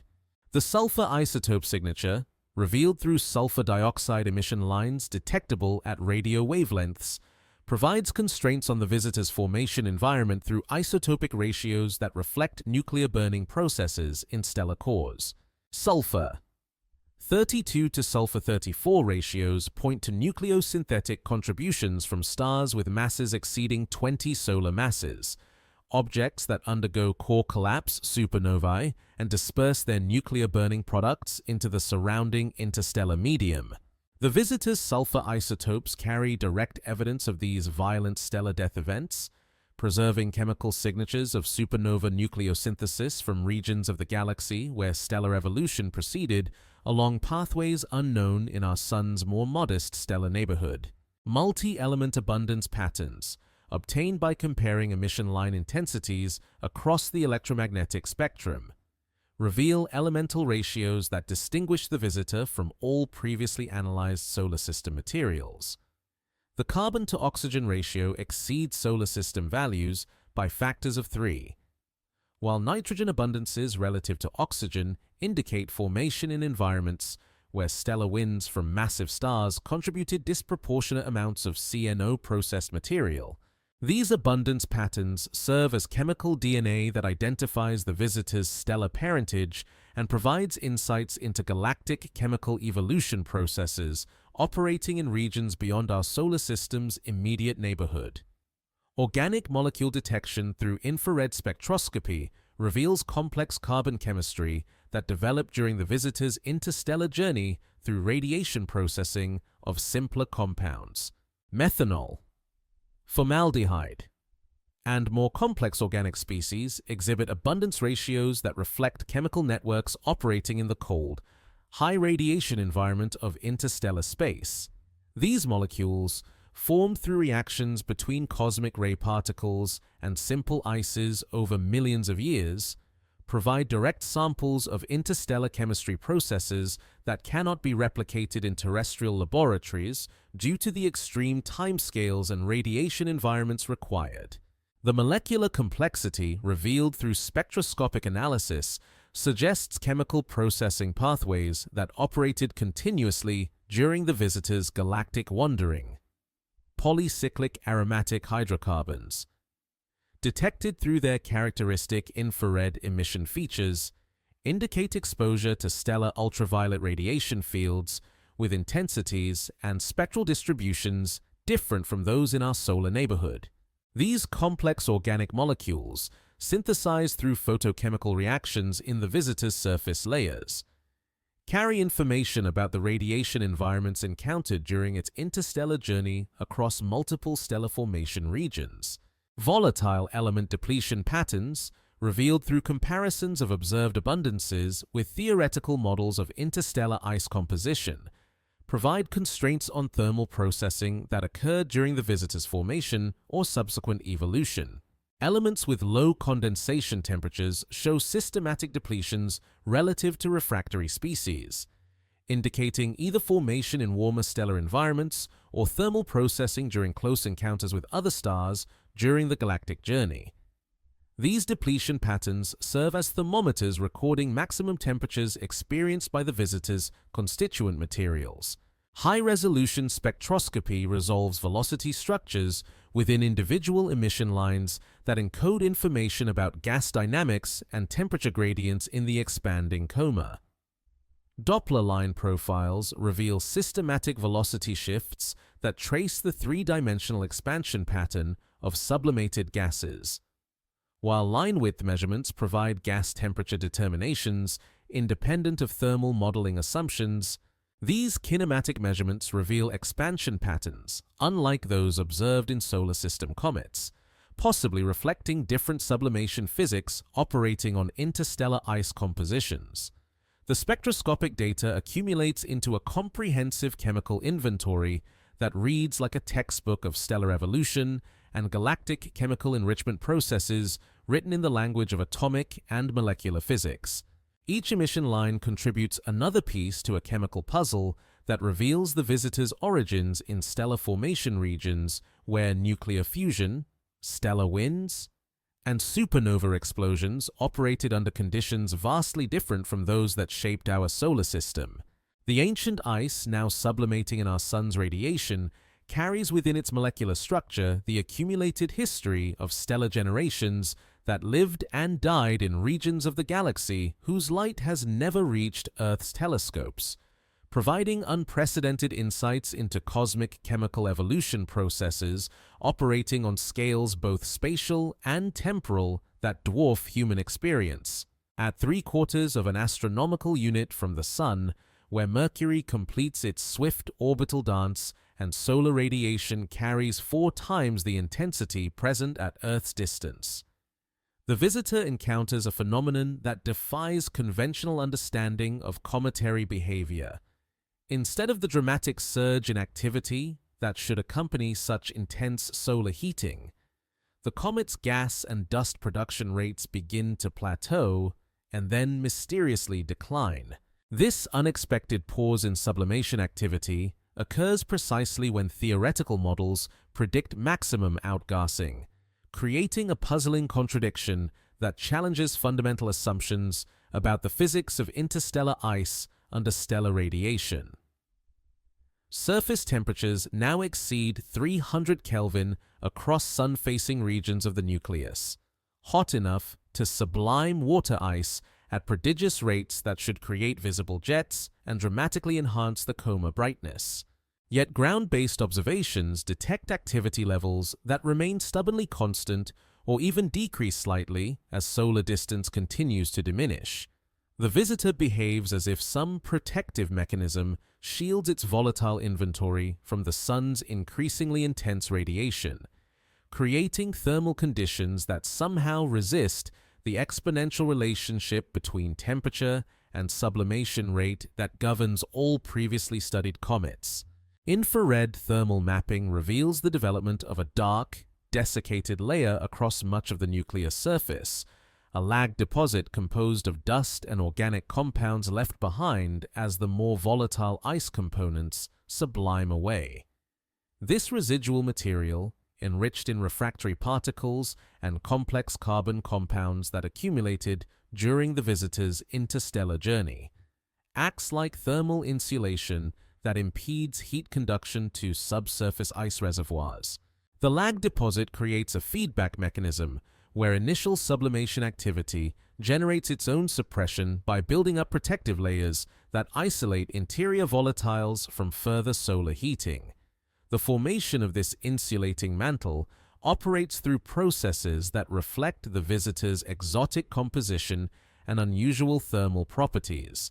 Unlike solar system comets, whose surfaces typically consist of relatively clean water ice mixed with silicate dust, the visitor's nucleus contains substantial quantities of organic compounds synthesized during millions of years of cosmic ray exposure in interstellar space. These carbonaceous materials, with melting points well above water, ice sublimation temperatures, remain solid even under intense solar heating and accumulate to form surface layers that dramatically reduce thermal conductivity. Spectroscopic observations detect subtle changes in the relative abundances of different molecular species in the coma as the strange pause develops. Water vapor production decreases more rapidly than carbon monoxide emission, suggesting that the protective surface layer affects different volatile species to varying degrees. Carbon monoxide, with its lower sublimation temperature and smaller molecular size, continues to escape through micropores and fractures in the lag deposit that remain impermeable to larger water molecules. This selective permeability creates compositional fractionation effects that progressively alter the visitor's coma chemistry as the insulating layer thickens. High-resolution imaging reveals that the pause in activity affects different regions of the nucleus surface to varying degrees, creating a complex mosaic of active and inactive areas that changes systematically as the visitor rotates through its 7-hour spin cycle. Some surface regions maintain vigorous outgassing throughout the pause period, possibly due to recent exposure of fresh ice through fracturing or mass-wasting processes that break through the protective lag deposit. These active areas appear as bright jets in the coma images, while surrounding regions show dramatically reduced dust production, despite receiving similar solar heating. The thermal physics underlying the pause phenomenon involves complex interactions between radiative heating, conductive heat transfer, and sublimation cooling that operate simultaneously across the nucleus surface. Solar energy absorbed by the dark surface layer raises temperatures well above water-ice sublimation points, but the low thermal conductivity of organic-rich lag deposits prevents this heat from reaching subsurface ice reservoirs where most of the visitor's volatile inventory remains stored. The result is surface layers that become hot enough to glow in thermal infrared wavelengths, while interior ice remains at temperatures insufficient to drive significant sublimation. Ground-based radar observations detect changes in the surface roughness and radar reflectivity that indicate ongoing modification of the nucleus surface properties during the pause period. The development of the protective lag deposit alters surface scattering characteristics in ways that encode information about layer thickness and composition. Radar echoes reveal surface features that suggest active erosion and mass-wasting processes operating even during the period of reduced volatile activity, indicating that solar heating continues to drive physical evolution of the nucleus structure through thermal expansion and contraction cycles. Plasma physics measurements reveal that the visitor's magnetospheric environment undergoes systematic changes during the strange pause as gas production rates plateau despite increasing solar wind pressure and magnetic field strength. The bow shock that forms upstream from the comet becomes smaller and less well-defined as the balance between gas production and solar wind momentum flux shifts towards solar wind dominance. These plasma environment changes affect the acceleration of cometary ions and the formation of the ion tail, creating observable signatures of the reduced activity levels that can be detected through ground-based spectroscopy. The dust tail morphology exhibits distinctive changes during the pause period as reduced gas production alters the velocity distribution of particles escaping from the nucleus surface. Larger dust grains, which depend on gas drag forces for initial acceleration away from the nucleus, show decreased escape velocities that modify the curvature and brightness distribution of the dust tail. Smaller particles, still lifted efficiently by the reduced gas flow, continue to populate the tail but create different optical depth profiles that change the tail's scattering properties and overall appearance. Computer modeling reveals that the pause phenomenon results from the interplay between multiple physical processes operating on different timescales and spatial scales throughout the nucleus structure. Surface heating occurs rapidly, within hours of solar illumination, while heat conduction to subsurface layers requires days or weeks depending on thermal diffusivity and layer thickness. Sublimation rates depend exponentially on temperature, creating strong feedback between thermal conditions and volatile loss rates that can produce bistable behavior where small changes in surface properties trigger large changes in activity levels. The chemical composition of escaping gases shows systematic evolution during the pause period as the protective lag deposit creates selective effects on different volatile species. More volatile compounds like carbon monoxide continue to escape at rates determined primarily by subsurface temperatures, while less volatile species like water vapor become increasingly dominated by sublimation from localized areas where lag deposit thickness remains minimal. This compositional evolution creates time-dependent spectroscopic signatures that provide remote sensing capabilities for monitoring subsurface thermal conditions and volatile inventory. Radio interferometry observations detect changes in molecular line ratios that reflect the evolving thermal conditions within the nucleus interior as heat conduction patterns adjust to the presence of the insulating surface layer. Temperature-sensitive line intensity ratios provide thermometric measurements that reveal the three-dimensional temperature distribution within the coma, and, by inference, the thermal conditions at different depths within the nucleus structure. These measurements suggest internal temperature gradients that become increasingly steep as the surface insulation develops during the pause period. The strange pause phenomenon demonstrates the complex interplay between composition, thermal physics, and evolutionary processes that can create behaviors in interstellar objects fundamentally different from those observed in solar system natives. The visitor's exotic chemistry, accumulated during millions of years of galactic wandering, produces thermal and physical responses to solar heating that operate according to different rules than those governing familiar cometary phenomena. This unexpected behavior provides insights into the diversity of physical processes that shape small bodies throughout the galaxy and highlights the importance of direct observations for understanding objects formed under conditions vastly different from those in our solar system. As the visitor continues its approach toward Perihelion, the strange pause creates uncertainty about the intensity of activity that will develop during closest solar approach. The protective mechanisms that currently suppress sublimation may prove temporary, with dramatic activity resumption possible if thermal penetration eventually overwhelms the insulating effects of the lag deposit, or the pause may persist through perihelion, creating a visitor that remains mysteriously quiescent despite experiencing the most intense heating of its solar system encounter.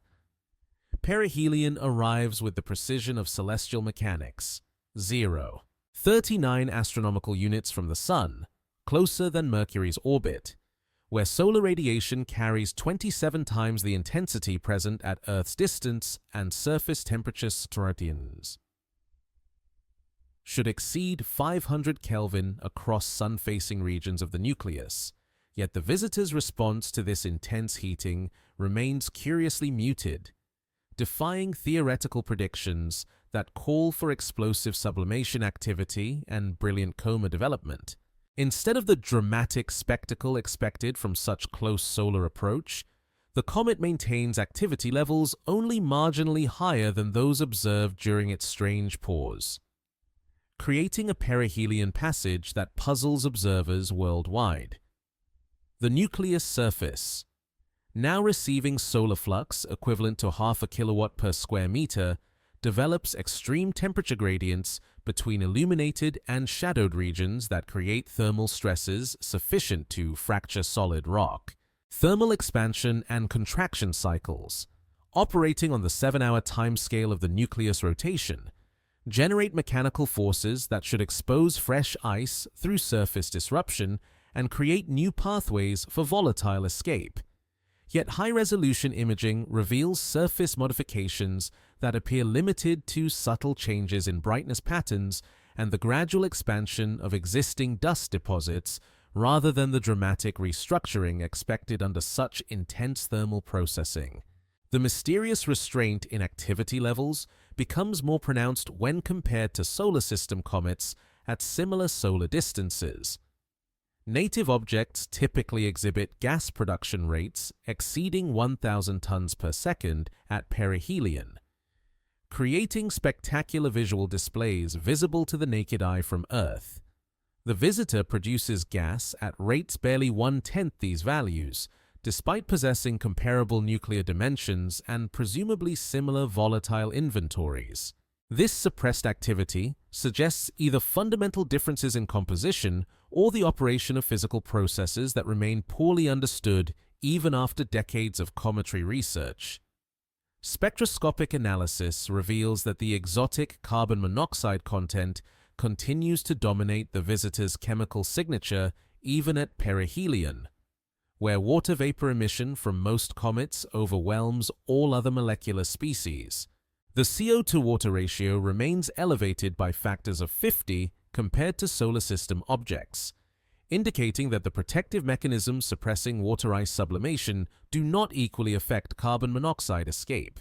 This selective suppression creates compositional signatures that become increasingly distinct from typical cometary spectra as solar heating intensifies, providing definitive proof of the visitor's interstellar origins through chemical behavior impossible to replicate in native solar system objects.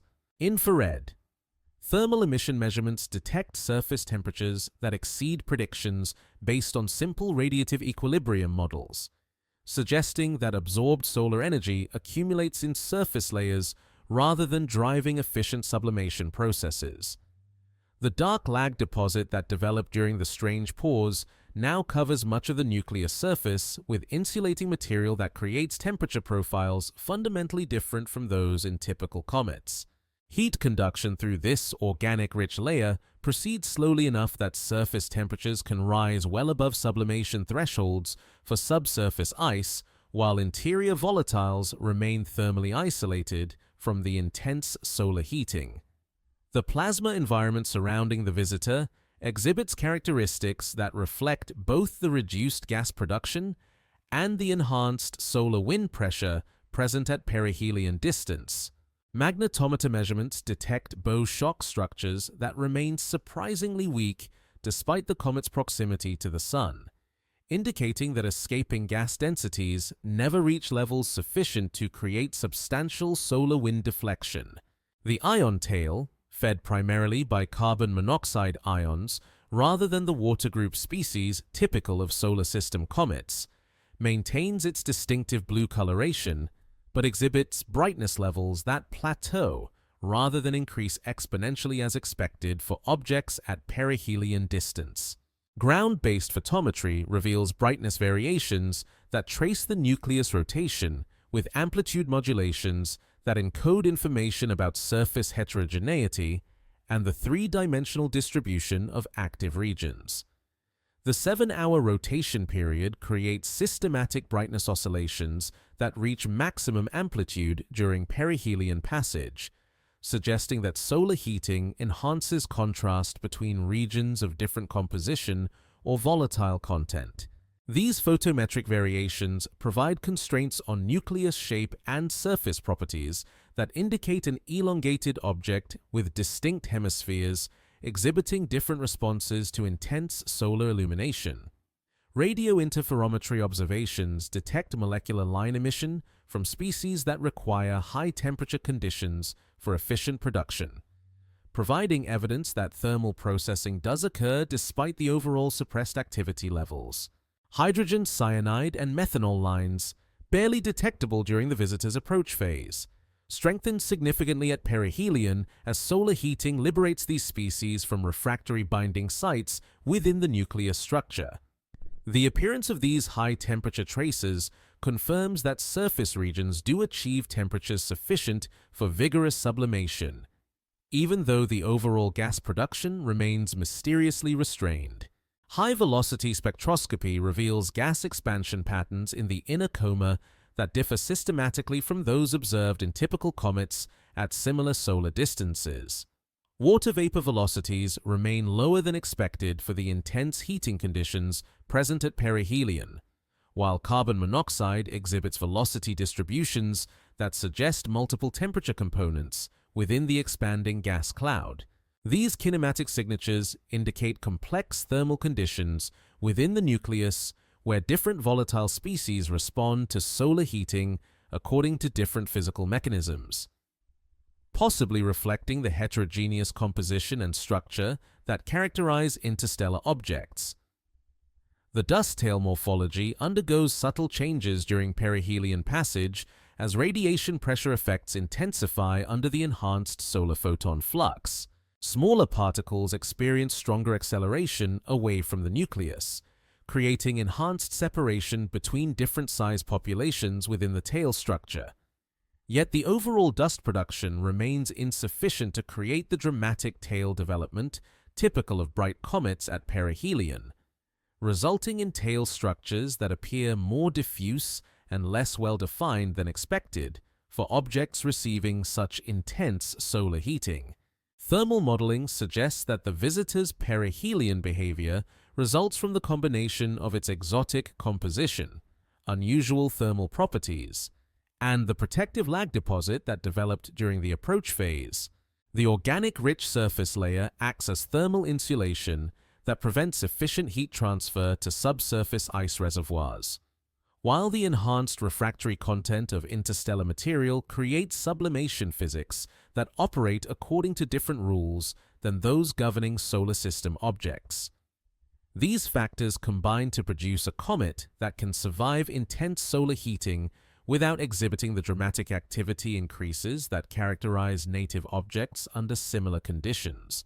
The perihelion passage provides unprecedented opportunities for detailed observations of an interstellar object under extreme heating conditions. Yet the visitor's muted response creates as many questions as answers about the physics of material formed in distant stellar environments.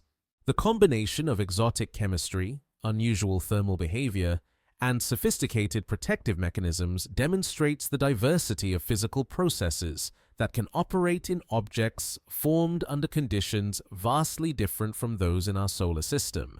Each measurement obtained during this brief but intense phase of the visitor's solar encounter contributes crucial data for understanding how interstellar material responds to stellar radiation and how planetary formation processes may operate differently in other stellar systems throughout the galaxy. The mysterious restraint that characterizes the visitor's perihelion passage will influence its entire subsequent evolution as it departs the inner solar system, carrying surface modifications and internal thermal changes that reflect its encounter with our star's intense radiation. The exotic interstellar material that survived millions of years of galactic wandering now bears the permanent signature of solar system processing, creating a hybrid object that combines interstellar origins with solar heating effects in proportions that will remain forever altered by this brief but significant encounter with our Sun. Solar wind pressure, streaming outward from our star at velocities approaching 400 kilometers per second, encounters the escaping gas and dust from the visitor's nucleus with forces that sculpt one of nature's most elegant phenomena, the cometary tail that transforms a localized source of activity into a structure extending millions of kilometers across space. At perihelion distance, where solar wind particle densities reach maximum values and magnetic field strengths intensify dramatically, these plasma interactions create tail formation processes that operate with efficiency enhanced by the proximity to our Sun's corona and the acceleration regions where solar wind achieves its terminal velocity. The ion tail develops first, formed from electrically charged atoms and molecules created when solar ultraviolet radiation strips electrons from neutral gas escaping the nucleus. Carbon monoxide ions, abundant in the visitor's exotic composition, respond immediately to electromagnetic forces in the solar wind magnetic field, accelerating to velocities that can exceed 100 kilometers per second within hours of their creation. These CO+ ions, glowing blue through fluorescence processes that convert solar ultraviolet energy into visible light, create a straight tail structure that points directly away from the Sun regardless of the comet's orbital motion through space. The physics governing ion tail formation operates through magnetic field line reconnection and plasma acceleration mechanisms identical to those responsible for auroral phenomena in planetary atmospheres throughout the solar system.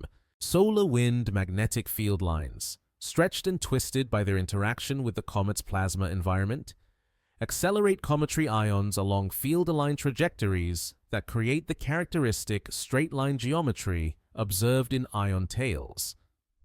The blue coloration characteristic of carbon monoxide ion emission distinguishes the visitor's ion tail from typical comets, where water group ions create different spectroscopic signatures through their distinct electronic transition probabilities. The dust tail forms through entirely different physical processes, as solar radiation pressure acts directly on solid particles, escaping from the nucleus surface.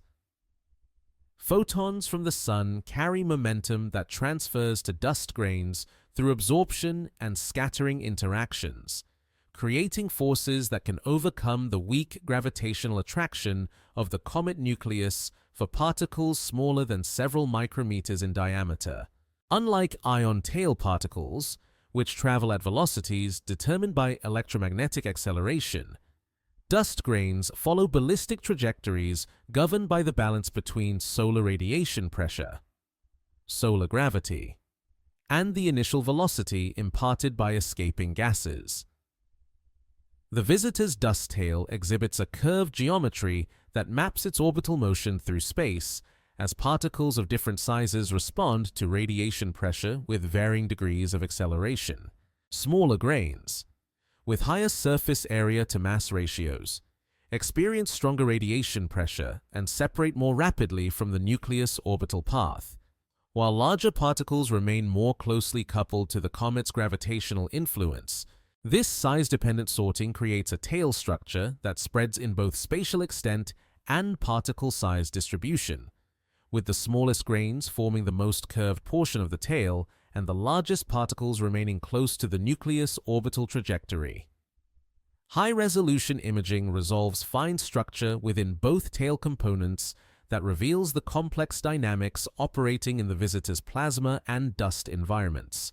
The ion tail exhibits narrow streamers and knots of enhanced brightness that trace magnetic field configurations and plasma instabilities in the solar wind interaction region.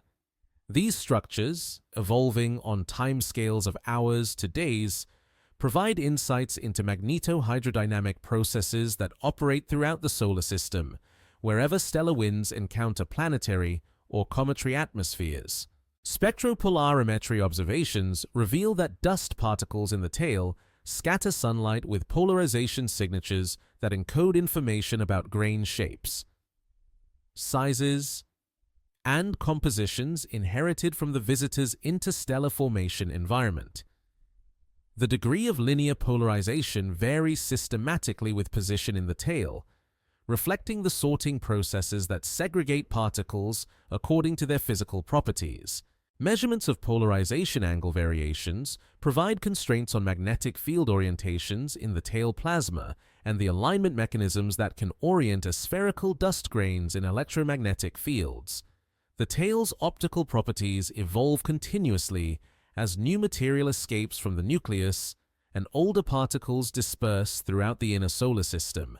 Color measurements reveal wavelength-dependent scattering that reflects both the intrinsic properties of interstellar dust and the effects of solar heating during the particle's journey through the tail structure. Ultraviolet observations detect fluorescence from organic compounds coating dust grains, while infrared measurements probe thermal emission from particles heated to temperatures determined by their size and heliocentric distance. Radio observations detect synchrotron emission from relativistic electrons accelerated in the visitor's magnetosphere, providing evidence for plasma acceleration processes that operate at energies exceeding those typically observed in cometary environments. These high-energy particles, possibly accelerated through magnetic reconnection events in the bow shock region, create radio signatures that serve as remote probes of plasma physics operating under the extreme conditions present during close solar encounters.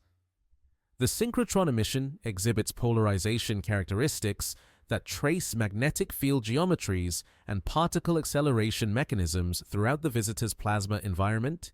The dust tail's thermal properties reveal systematic temperature variations that reflect both solar heating and radiative cooling processes operating on particles throughout the tail structure. Infrared thermal emission measurements detect temperature gradients that depend on particle size, composition, and heliocentric distance in ways that provide constraints on the thermal properties of interstellar dust exposed to intense solar radiation. These temperature measurements reveal thermal conductivity and heat capacity values that reflect the exotic compositions and structural properties acquired during the visitor's galactic wandering. Meteoroid impact detectors on spacecraft throughout the inner solar system begin to register encounters with dust particles shed from the visitor's tail, providing direct samples of interstellar material for laboratory analysis. These microscopic fragments, traveling at velocities determined by their ejection from the comet and subsequent orbital evolution, carry isotopic and mineralogical signatures that preserve direct evidence of stellar nucleosynthesis and interstellar processing from regions of the galaxy beyond the reach of traditional astronomical observations. The ion tail's spectroscopic properties reveal plasma temperature and density conditions that operate under the extreme solar wind environment present during perihelion passage. Electron temperatures, determined through analysis of emission line ratios, reach values exceeding 10,000 Kelvin as solar wind heating and magnetic reconnection processes energize the cometary plasma. These temperature measurements provide insights into thermodynamic processes that operate in plasma environments throughout the solar system and in stellar wind interaction regions around other stars. Magnetic field measurements reveal the complex three-dimensional structure of the visitor's magnetosphere as it responds to variations in solar wind pressure and interplanetary magnetic field orientation during perihelion passage. The bow shock that forms upstream from the comet exhibits dynamic behavior that reflects the changing balance between gas production from the nucleus and solar wind momentum flux. These magnetospheric observations provide insights into plasma physics processes that operate throughout the solar system and in analogous stellar wind environments around other stars throughout the galaxy. The tail formation process demonstrates the fundamental role of stellar radiation and particle emission in shaping the evolution of small bodies throughout planetary systems. The visitor's exotic composition creates tail structures with properties that distinguish them from all previously observed cometary phenomena. Yet, the underlying physics operates according to universal principles that govern similar processes around other stars throughout the galaxy.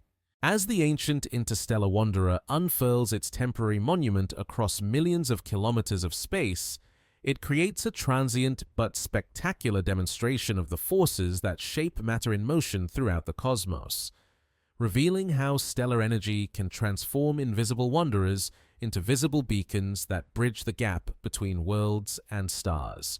The tail's gentle unfurling proceeds with mathematical elegance as each escaping particle follows trajectories governed by celestial mechanics, principles that operate identically throughout the universe. Dust grains, liberated from ice matrices that formed around other stars, now trace parabolic paths through our solar system under the influence of our sun's radiation pressure and gravitational field. These particles, carrying within their crystalline structures the chemical signatures of stellar nucleosynthesis from distant regions of the galaxy, create temporary streamers that will persist for months after the visitor's departure, gradually dispersing throughout the inner solar system to join the population of interplanetary dust that connects all planetary bodies in our stellar neighborhood. The ion tail reaches its maximum development during perihelion passage as gas production rates plateau at levels sufficient to create substantial plasma densities throughout the visitor's magnetosphere. Carbon monoxide ions, accelerated to relativistic velocities through magnetic field interactions, stream away from the comet along field lines that extend beyond the orbit of Mars, creating a blue-tinted beacon visible through modest telescopes from Earth's surface. This plasma structure, fed by sublimation of ice that condensed in stellar formation regions light years from our Sun, demonstrates the fundamental connection between stellar evolution processes and the dynamic phenomena observable throughout planetary systems. The electromagnetic signatures of tail formation provide insights into plasma physics processes that operate on scales ranging from individual particle interactions to magnetohydrodynamic waves that propagate throughout the heliosphere. Electric field measurements reveal charge separation processes that create potential differences exceeding millions of volts between different regions of the tail structure, while magnetic field observations detect alpha waves and other magnetohydrodynamic phenomena that transport energy and momentum throughout the visitor's plasma environment. These measurements contribute to understanding of space plasma physics that applies to stellar wind interactions throughout the galaxy and in the magnetospheres of exoplanets orbiting other stars. As the visitor's tail reaches its full magnificence during the brief Perihelion passage, this temporary structure serves as a cosmic laboratory that reveals the fundamental processes governing matter and energy throughout the universe. The ancient material that preserved interstellar conditions for millions of years now creates a spectacular display that demonstrates how stellar radiation can transform wandering debris into one of nature's most elegant phenomena. Connecting our solar system to the broader galactic environment through the universal language of physics that governs the motion of matter throughout space and time. The departure begins imperceptibly, marked not by dramatic changes visible to casual observers, but by subtle shifts in orbital velocity and plasma interactions that signal the visitor's gradual withdrawal from our sun's intense influence. Having survived Perihelion passage with its mysterious restraint intact, the ancient wanderer now follows hyperbolic trajectories that carry it away from the inner solar system along paths governed by the same gravitational mechanics that brought it inward, yet modified by the accumulated effects of solar heating, outgassing forces, and the subtle rocket accelerations that have altered its departure velocity by measurable amounts. Solar heating diminishes with mathematical precision as distance from the Sun increases beyond 1 astronomical unit, following inverse square relationships that govern radiative energy transfer throughout the universe. Surface temperatures that reached 500 Kelvin during perihelion gradually decline toward values that will eventually match the cosmic background radiation temperature of deep space. Yet the thermal inertia of the nucleus interior creates temperature gradients that persist long after surface cooling begins, maintaining sublimation activity at levels that continue to feed gas and dust production for months following closest solar approach. The visitor's activity patterns evolve systematically as changing thermal conditions alter the balance between different sublimation processes operating throughout the nucleus structure. Water ice production, suppressed during the strange pause and muted even at perihelion, begins a gradual decline that follows exponential relationships determined by the temperature dependence of vapor pressure curves. Carbon monoxide sublimation, less sensitive to temperature variations due to its lower binding energy, maintains relatively constant production rates that create evolving compositional ratios in the escaping gas as the comet recedes from peak heating conditions. Spectroscopic observations detect systematic changes in emission line intensities that trace the thermal evolution of different regions within the nucleus as conducted heat from perihelion passage continues to migrate inward toward the visitor's core. Temperature-sensitive molecular transitions reveal cooling patterns that encode information about thermal diffusivity and internal structure throughout the nucleus interior. These measurements provide constraints on the three-dimensional temperature distribution and the thermal properties that distinguish interstellar material from objects formed within our solar system. The plasma environment surrounding the visitor undergoes progressive changes as gas production rates decline and solar wind pressure decreases with increasing heliocentric distance.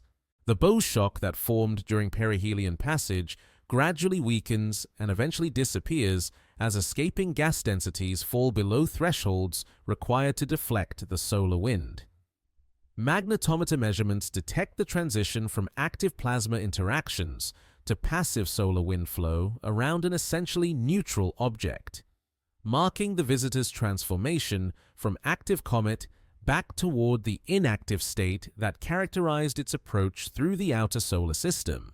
Tail morphology exhibits systematic evolution as radiation pressure effects weaken with increasing solar distance and gas production rates decline toward levels insufficient to maintain vigorous dust emission. The ion tail, fed by decreasing ionization rates as solar ultraviolet flux diminishes, gradually fades from visibility as electromagnetic acceleration becomes insufficient to maintain the high-velocity plasma streams that created its characteristic straight-line structure. The dust tail persists longer due to the ballistic nature of particle motion, but gradually disperses as new dust production decreases and existing particles follow independent orbital trajectories determined by their size-dependent response to radiation pressure. High-resolution imaging reveals that the nucleus surface continues to evolve even as overall activity levels decline, with thermal expansion and contraction cycles creating ongoing modification of surface features and volatile distribution patterns. The protective lag deposit that developed during the approach phase undergoes restructuring as thermal cycling creates fractures and exposes fresh ice in localized regions. These surface changes, operating on timescales of days to weeks, create episodic variations in gas production that persist long after the systematic decline predicted by simple thermal models. Radio interferometry observations detect the gradual disappearance of molecular line emission as gas densities in the coma fall below detection thresholds for ground-based instruments. The exotic carbon monoxide signature that distinguished the visitor throughout its passage maintains visibility longer than typical water-dominated cometry spectra due to CO's efficient excitation at low densities, but eventually fades below instrumental sensitivity as expansion velocities carry molecules beyond the beam sizes of terrestrial radio telescopes. Infrared. Thermal measurements reveal that surface cooling proceeds more slowly than expected based on simple radiative equilibrium models, indicating that the organic-rich lag deposit continues to influence thermal transport even during the departure phase. The insulating properties that created the mysterious activity suppression during approach now delay surface cooling and create temperature profiles that maintain elevated interior temperatures long after perihelion passage. These thermal effects will influence the visitor's appearance and activity levels throughout its journey back toward the outer solar system. The dust tail begins to exhibit structural changes as different particle populations respond to varying degrees of radiation pressure acceleration with increasing heliocentric distance. Larger grains, less affected by radiation pressure, gradually separate from smaller particles that continue to experience significant acceleration away from the Sun.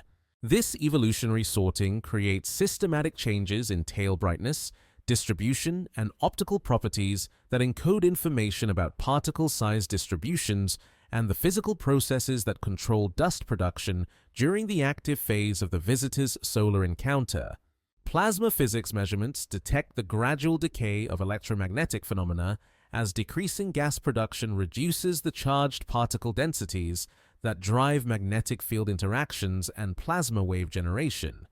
Synchrotron emission from relativistic electrons accelerated during perihelion passage fades as particle acceleration mechanisms become less efficient in the weakening plasma environment. These changes mark the visitor's transition from an electromagnetically active object back toward the neutral state that will characterize its eventual return to interstellar space. Ground-based photometry reveals that brightness decline follows power law relationships that differ systematically from those observed in solar system comets, reflecting the exotic composition and thermal properties that distinguish interstellar objects from native solar system materials.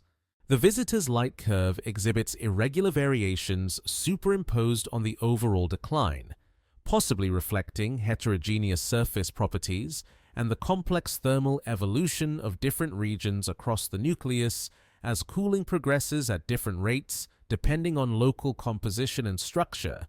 Astrometric observations detect continuing perturbations in the visitor's trajectory as outgassing forces maintain non-gravitational accelerations that accumulate over time to produce measurable changes in orbital parameters. The rocket effect that created systematic deceleration during approach now operates under different thermal conditions, creating force vectors that depend on the evolving pattern of gas production as surface cooling alters sublimation distributions across the rotating nucleus. These trajectory modifications will ultimately change the visitor's departure velocity from the solar system and alter its future galactic wandering path. The visitor's gradual retreat from the inner solar system proceeds with the same patient inevitability that characterized its initial approach. Yet now it carries within its modified structure the permanent signatures of solar heating and the accumulated effects of our star's radiation on material formed around other stars. Surface chemistry altered by thermal processing, internal temperature gradients established during perihelion passage, and the evolved lag deposit created through sublimation processes will accompany the visitor throughout its future journey across interstellar distances, creating a hybrid object that combines interstellar origins with solar system processing in proportions that record the details of this brief but significant encounter with our Sun. The hyperbolic farewell unfolds across astronomical scales as the visitor's trajectory curves away from our Sun, along paths that will carry it beyond the gravitational reach of any solar system object and back into the galactic wilderness from which it emerged.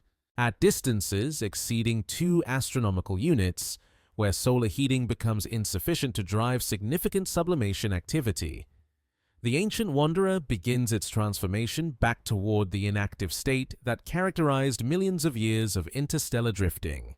Yet the thermal signatures of its solar encounter will persist for decades as conducted heat continues to migrate through the nucleus interior, creating temperature gradients that preserve memories of perihelion passage long after surface cooling reaches equilibrium with the cosmic background radiation. The mathematics of orbital mechanics dictates that objects following hyperbolic trajectories must eventually escape any bound gravitational system, carrying excess kinetic energy that prevents capture into periodic orbits around the central star. The visitor's departure velocity, modified by the cumulative effects of outgassing forces and gravitational interactions with planets throughout the solar system, will ultimately determine its future motion through the galaxy and the stellar systems it may encounter during subsequent epochs of cosmic time. Computer simulations suggest departure speeds approaching 40 kilometers per second relative to the Sun, velocities that will carry the visitor across interstellar distances measured in light years over time scales of millions of years. Surface temperatures continue their systematic decline as solar flux diminishes according to inverse square law relationships that govern radiative energy transfer throughout the universe. At 3 astronomical units from the Sun, surface temperatures approach 200 Kelvin, still warm enough to sublime carbon dioxide and other volatile species, but insufficient to maintain the vigorous water-ice sublimation that characterizes comets in the inner solar system. The visitor's exotic composition creates sublimation cascades that operate in reverse as cooling progresses, with the most volatile compounds ceasing production first, while more refractory species maintain activity to greater solar distances. The plasma environment that surrounded the visitor during its active phase gradually dissipates as gas production rates fall below levels required to create substantial ion densities in the solar-wind interaction region.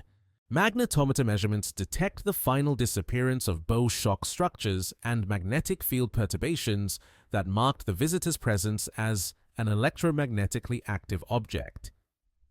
The transition back to passive interaction with the interplanetary medium occurs gradually over weeks and months, reflecting the thermal inertia of nuclear heating processes and the exponential dependence of sublimation rates on temperature.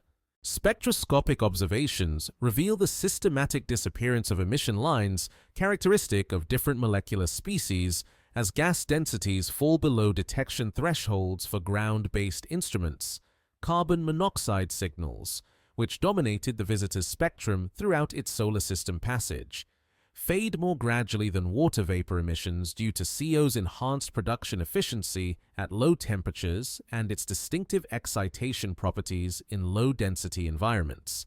The final detection of cometary emission lines marks the end of direct chemical analysis of interstellar material under solar heating conditions, concluding unprecedented opportunities to study exotic compositions through remote sensing techniques. The dust tail begins its gradual dispersal throughout the inner solar system as radiation pressure continues to accelerate particles along trajectories that will eventually carry them throughout interplanetary space. Larger grains, following ballistic paths determined primarily by gravitational forces, remain gravitationally bound to the solar system and will eventually settle into heliocentric orbits that contribute to the population of interplanetary dust particles detectable through zodiacal light observations. Smaller particles, accelerated beyond solar system escape velocity through radiation pressure effects, will join the visitor in its return to interstellar space, carrying samples of material processed by solar heating back into the galactic medium. Thermal modeling reveals that interior temperatures within the nucleus will remain elevated above interstellar values for decades following perihelion passage as conducted heat continues to migrate outward through the low thermal conductivity materials that compose the visitor's internal structure. These temperature gradients, established during the brief but intense heating phase, create sublimation conditions that will maintain minimal gas production long after the visitor crosses beyond the orbit of Neptune and enters the outer reaches of our solar system's gravitational influence. Radio-astronomical observations detect the final emissions from molecular species in the visitor's fading coma as expansion velocities carry gas densities below the sensitivity limits of Earth-based telescopes.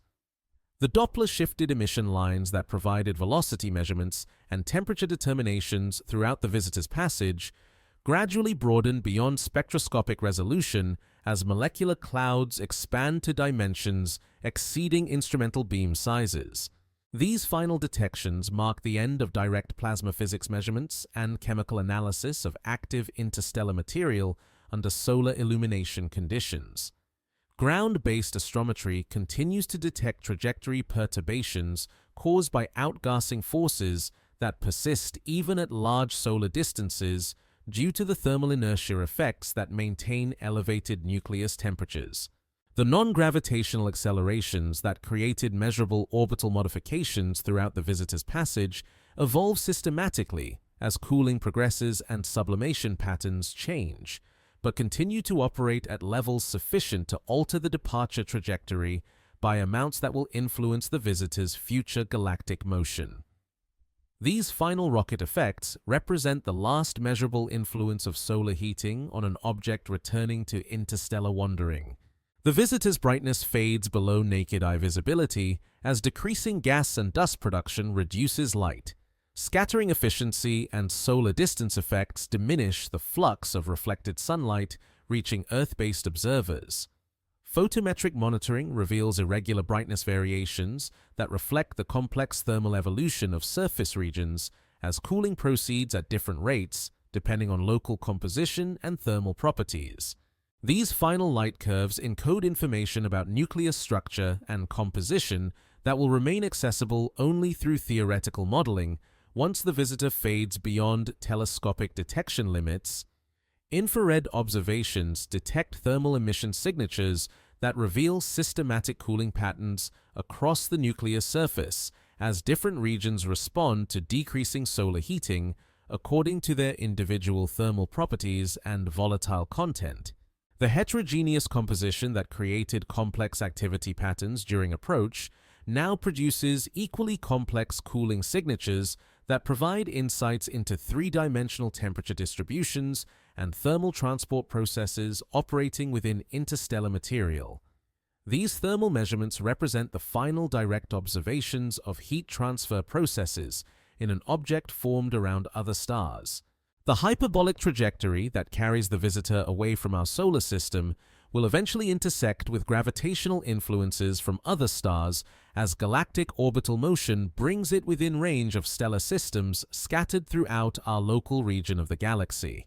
Computer simulations suggest possible close encounters with red dwarf stars, stellar remnants, and planetary systems that may perturb the visitor's path and potentially alter its physical evolution through tidal effects or renewed heating episodes.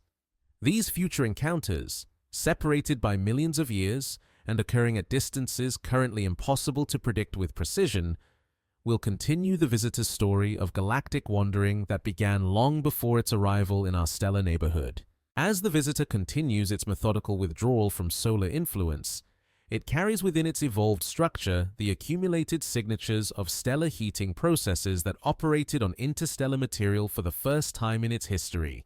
Surface modifications created through sublimation and thermal processing, internal temperature distributions established during perihelion passage, and chemical fractionation effects that altered volatile compositions will accompany the visitor throughout its future journey. Creating a permanent record of the encounter between interstellar matter and solar radiation that demonstrates the dynamic connections linking stellar systems throughout the galaxy. The cosmic deep receives its wandering child with the same patient silence that has governed galactic motion for billions of years, as the visitor continues its methodical withdrawal beyond the gravitational boundaries that define our solar system's influence.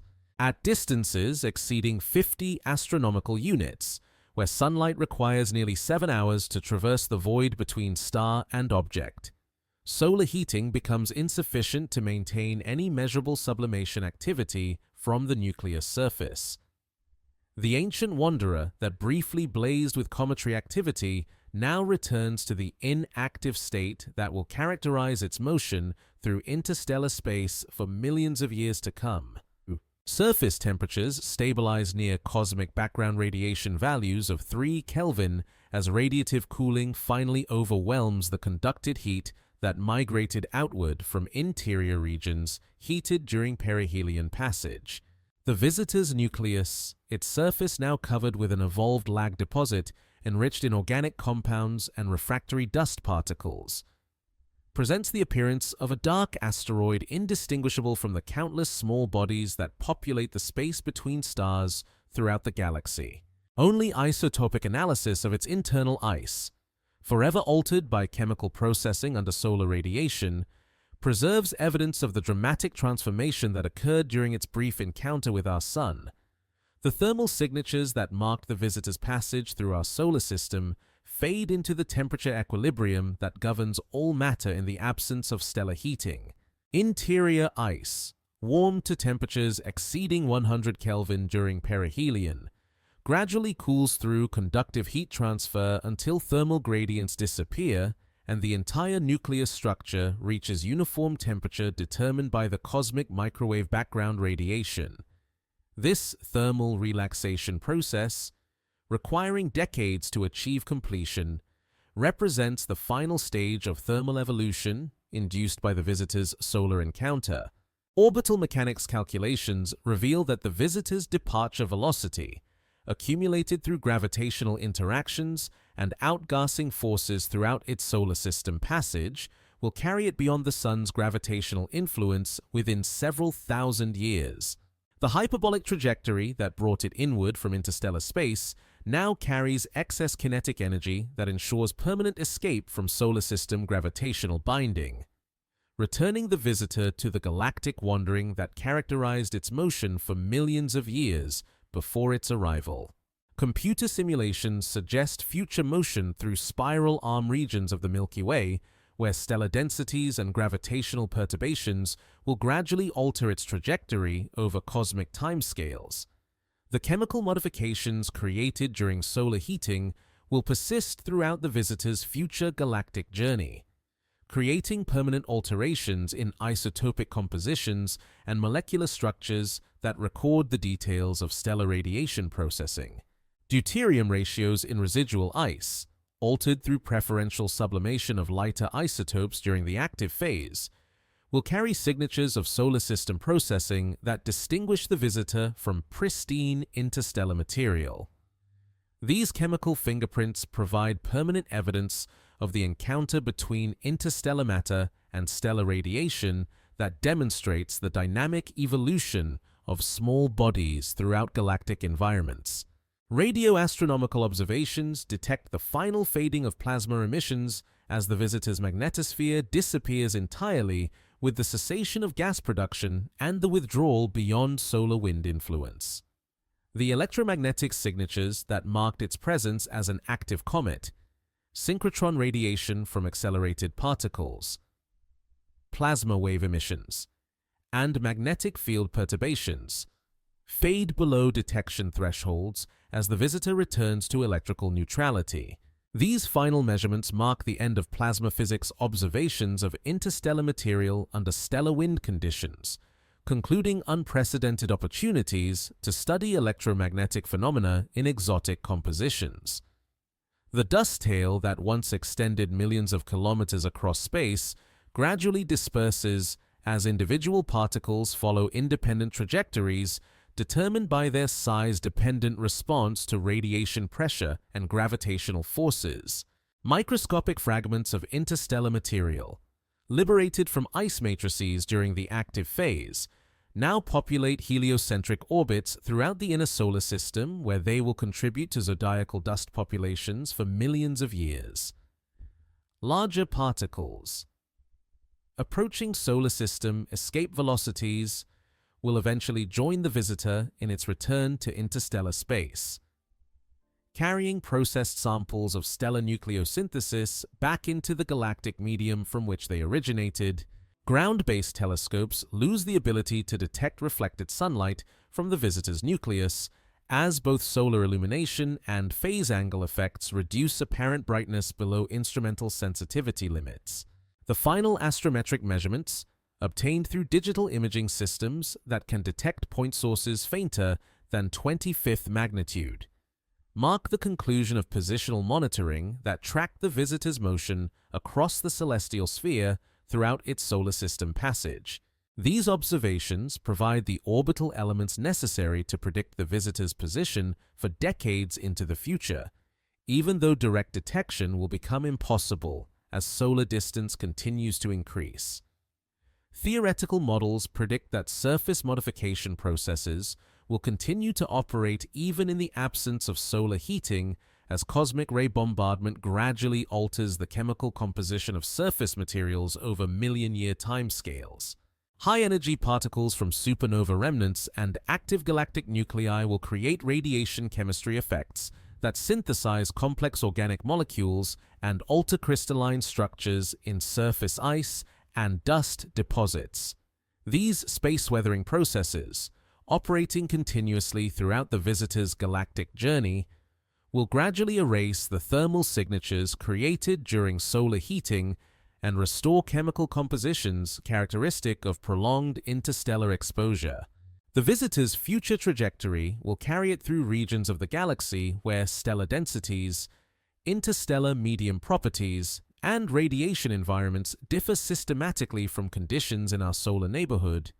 Close encounters with other stars, occurring at intervals of millions of years, may perturb the visitor's orbit and potentially expose it to renewed heating episodes that trigger sublimation activity similar to that observed during its passage through our solar system. These future encounters, impossible to predict with current computational capabilities, will continue the cycle of stellar heating and thermal processing that connects small body evolution to galactic structure and stellar formation processes throughout the Milky Way. The cosmic perspective provided by the visitor's journey demonstrates the fundamental role of small bodies in transporting material between stellar systems and facilitating chemical evolution throughout galactic environments. Interstellar objects serve as messengers that carry samples of stellar nucleosynthesis, planetary formation processes, and radiation processing effects across distances that dwarf the scale of individual stellar systems. The visitor's brief appearance in our solar system provides direct evidence for these transport processes and reveals the dynamic connections that link stellar evolution to the chemical evolution of interstellar space. As radio silence envelops the visitor's withdrawal into regions where instrumental detection becomes impossible, the ancient wanderer continues its patient motion through gravitational fields and radiation environments that will shape its physical evolution throughout cosmic epochs yet to come. The thermal memories of solar heating, preserved in altered surface compositions and interior temperature distributions, will fade over timescales measured in millions of years as cosmic ray processing and thermal equilibration with the interstellar medium gradually restore conditions characteristic of prolonged galactic wandering. The scientific legacy of the visitor's passage will persist in databases and theoretical models long after the object itself has faded beyond observational reach, providing crucial constraints on interstellar chemistry, stellar formation processes, and the physical conditions that operate in planetary systems throughout the galaxy. Each measurement obtained during the visitor's brief but spectacular appearance contributes to understanding of cosmic evolution processes that operate on scales both spatial and temporal that connect individual stellar systems to the broader galactic environment in which they exist. In the darkness between stars, where no planetary warmth has ever reached and no stellar wind has blown for millions of years, the visitor resumes its ancient drift through regions that will remain unmapped until future generations develop the technological capabilities to probe interstellar space directly, carrying within its modified structure the accumulated signatures of stellar heating and chemical processing that occurred during its encounter with our Sun.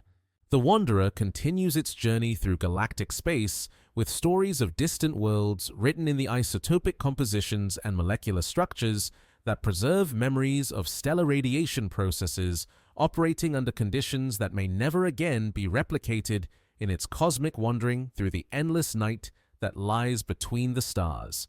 The silence deepens now, vast and patient as the space between galaxies, as our ancient visitor drifts beyond the reach of instruments and the grasp of gravity, beyond the warm influence of any star, in the cosmic deep where temperatures approach absolute zero and time moves with the slow rhythm of galactic rotation. The Wanderer carries its secrets into darkness that has remained unchanged since the universe was young. There is something profound in this return to stillness. The same quietude that governed its million-year journey toward our Sun now reclaims it, molecule by molecule. As thermal signatures fade and chemical memories settle into the crystalline patience of interstellar ice, the visitor becomes invisible again. Not lost, but transformed back into the fundamental state that characterizes most matter in the universe: cold, dark, and drifting. Yet within its altered structure lie permanent changes, isotopic ratios shifted by solar heating, surface compositions evolved through sublimation, interior temperatures that will require millennia to reach equilibrium with the cosmic background radiation. These modifications serve as a permanent record of the brief encounter between interstellar matter and stellar energy, demonstrating how even the most fleeting interactions can leave lasting imprints on objects that predate our solar system's formation. The visitor's story continues in the particles it left behind, microscopic fragments now orbiting our Sun, contributing to the zodiacal dust that creates the faint glow visible before dawn and after sunset. These tiny messengers carry samples of stellar nucleosynthesis from distant regions of the galaxy into our planetary neighborhood, where they will eventually settle onto planetary surfaces or be swept into stellar atmospheres, completing cycles of material transport that operate throughout cosmic time. In observatories around the world, the final data points from the visitor's passage join archives that preserve humanity's first detailed study of material formed around other stars. Each spectrum, each brightness measurement, each astrometric position contributes to understanding of processes that shaped matter in stellar environments vastly different from our own, providing windows into cosmic evolution that span the history of our galaxy. The visitor moves now through regions where distances are measured in light years, and encounters with other stellar systems occur at intervals longer than the existence of complex life on Earth. In that patient darkness, it joins countless other wanderers, fragments of disrupted planetary systems, debris from stellar collisions, ice and dust expelled by dying stars, all participating in the slow circulation of matter that connects every stellar system to the broader galactic environment. And in that vast, quiet circulation, where objects drift for millions of years between encounters with stellar radiation, there is a kind of cosmic breathing, the slow inhale and exhale of matter between stars and interstellar space. The patient transport of elements forged in stellar cores to regions where they may someday contribute to new worlds. New stories, new possibilities that exist beyond our current imagination. The visitor sleeps now in the darkness between stars, carrying its thermal dreams toward futures that stretch across cosmic time, in the endless quiet that has always been and always will be, the fundamental state of most space in our universe. Sleep well, ancient wanderer, sleep well.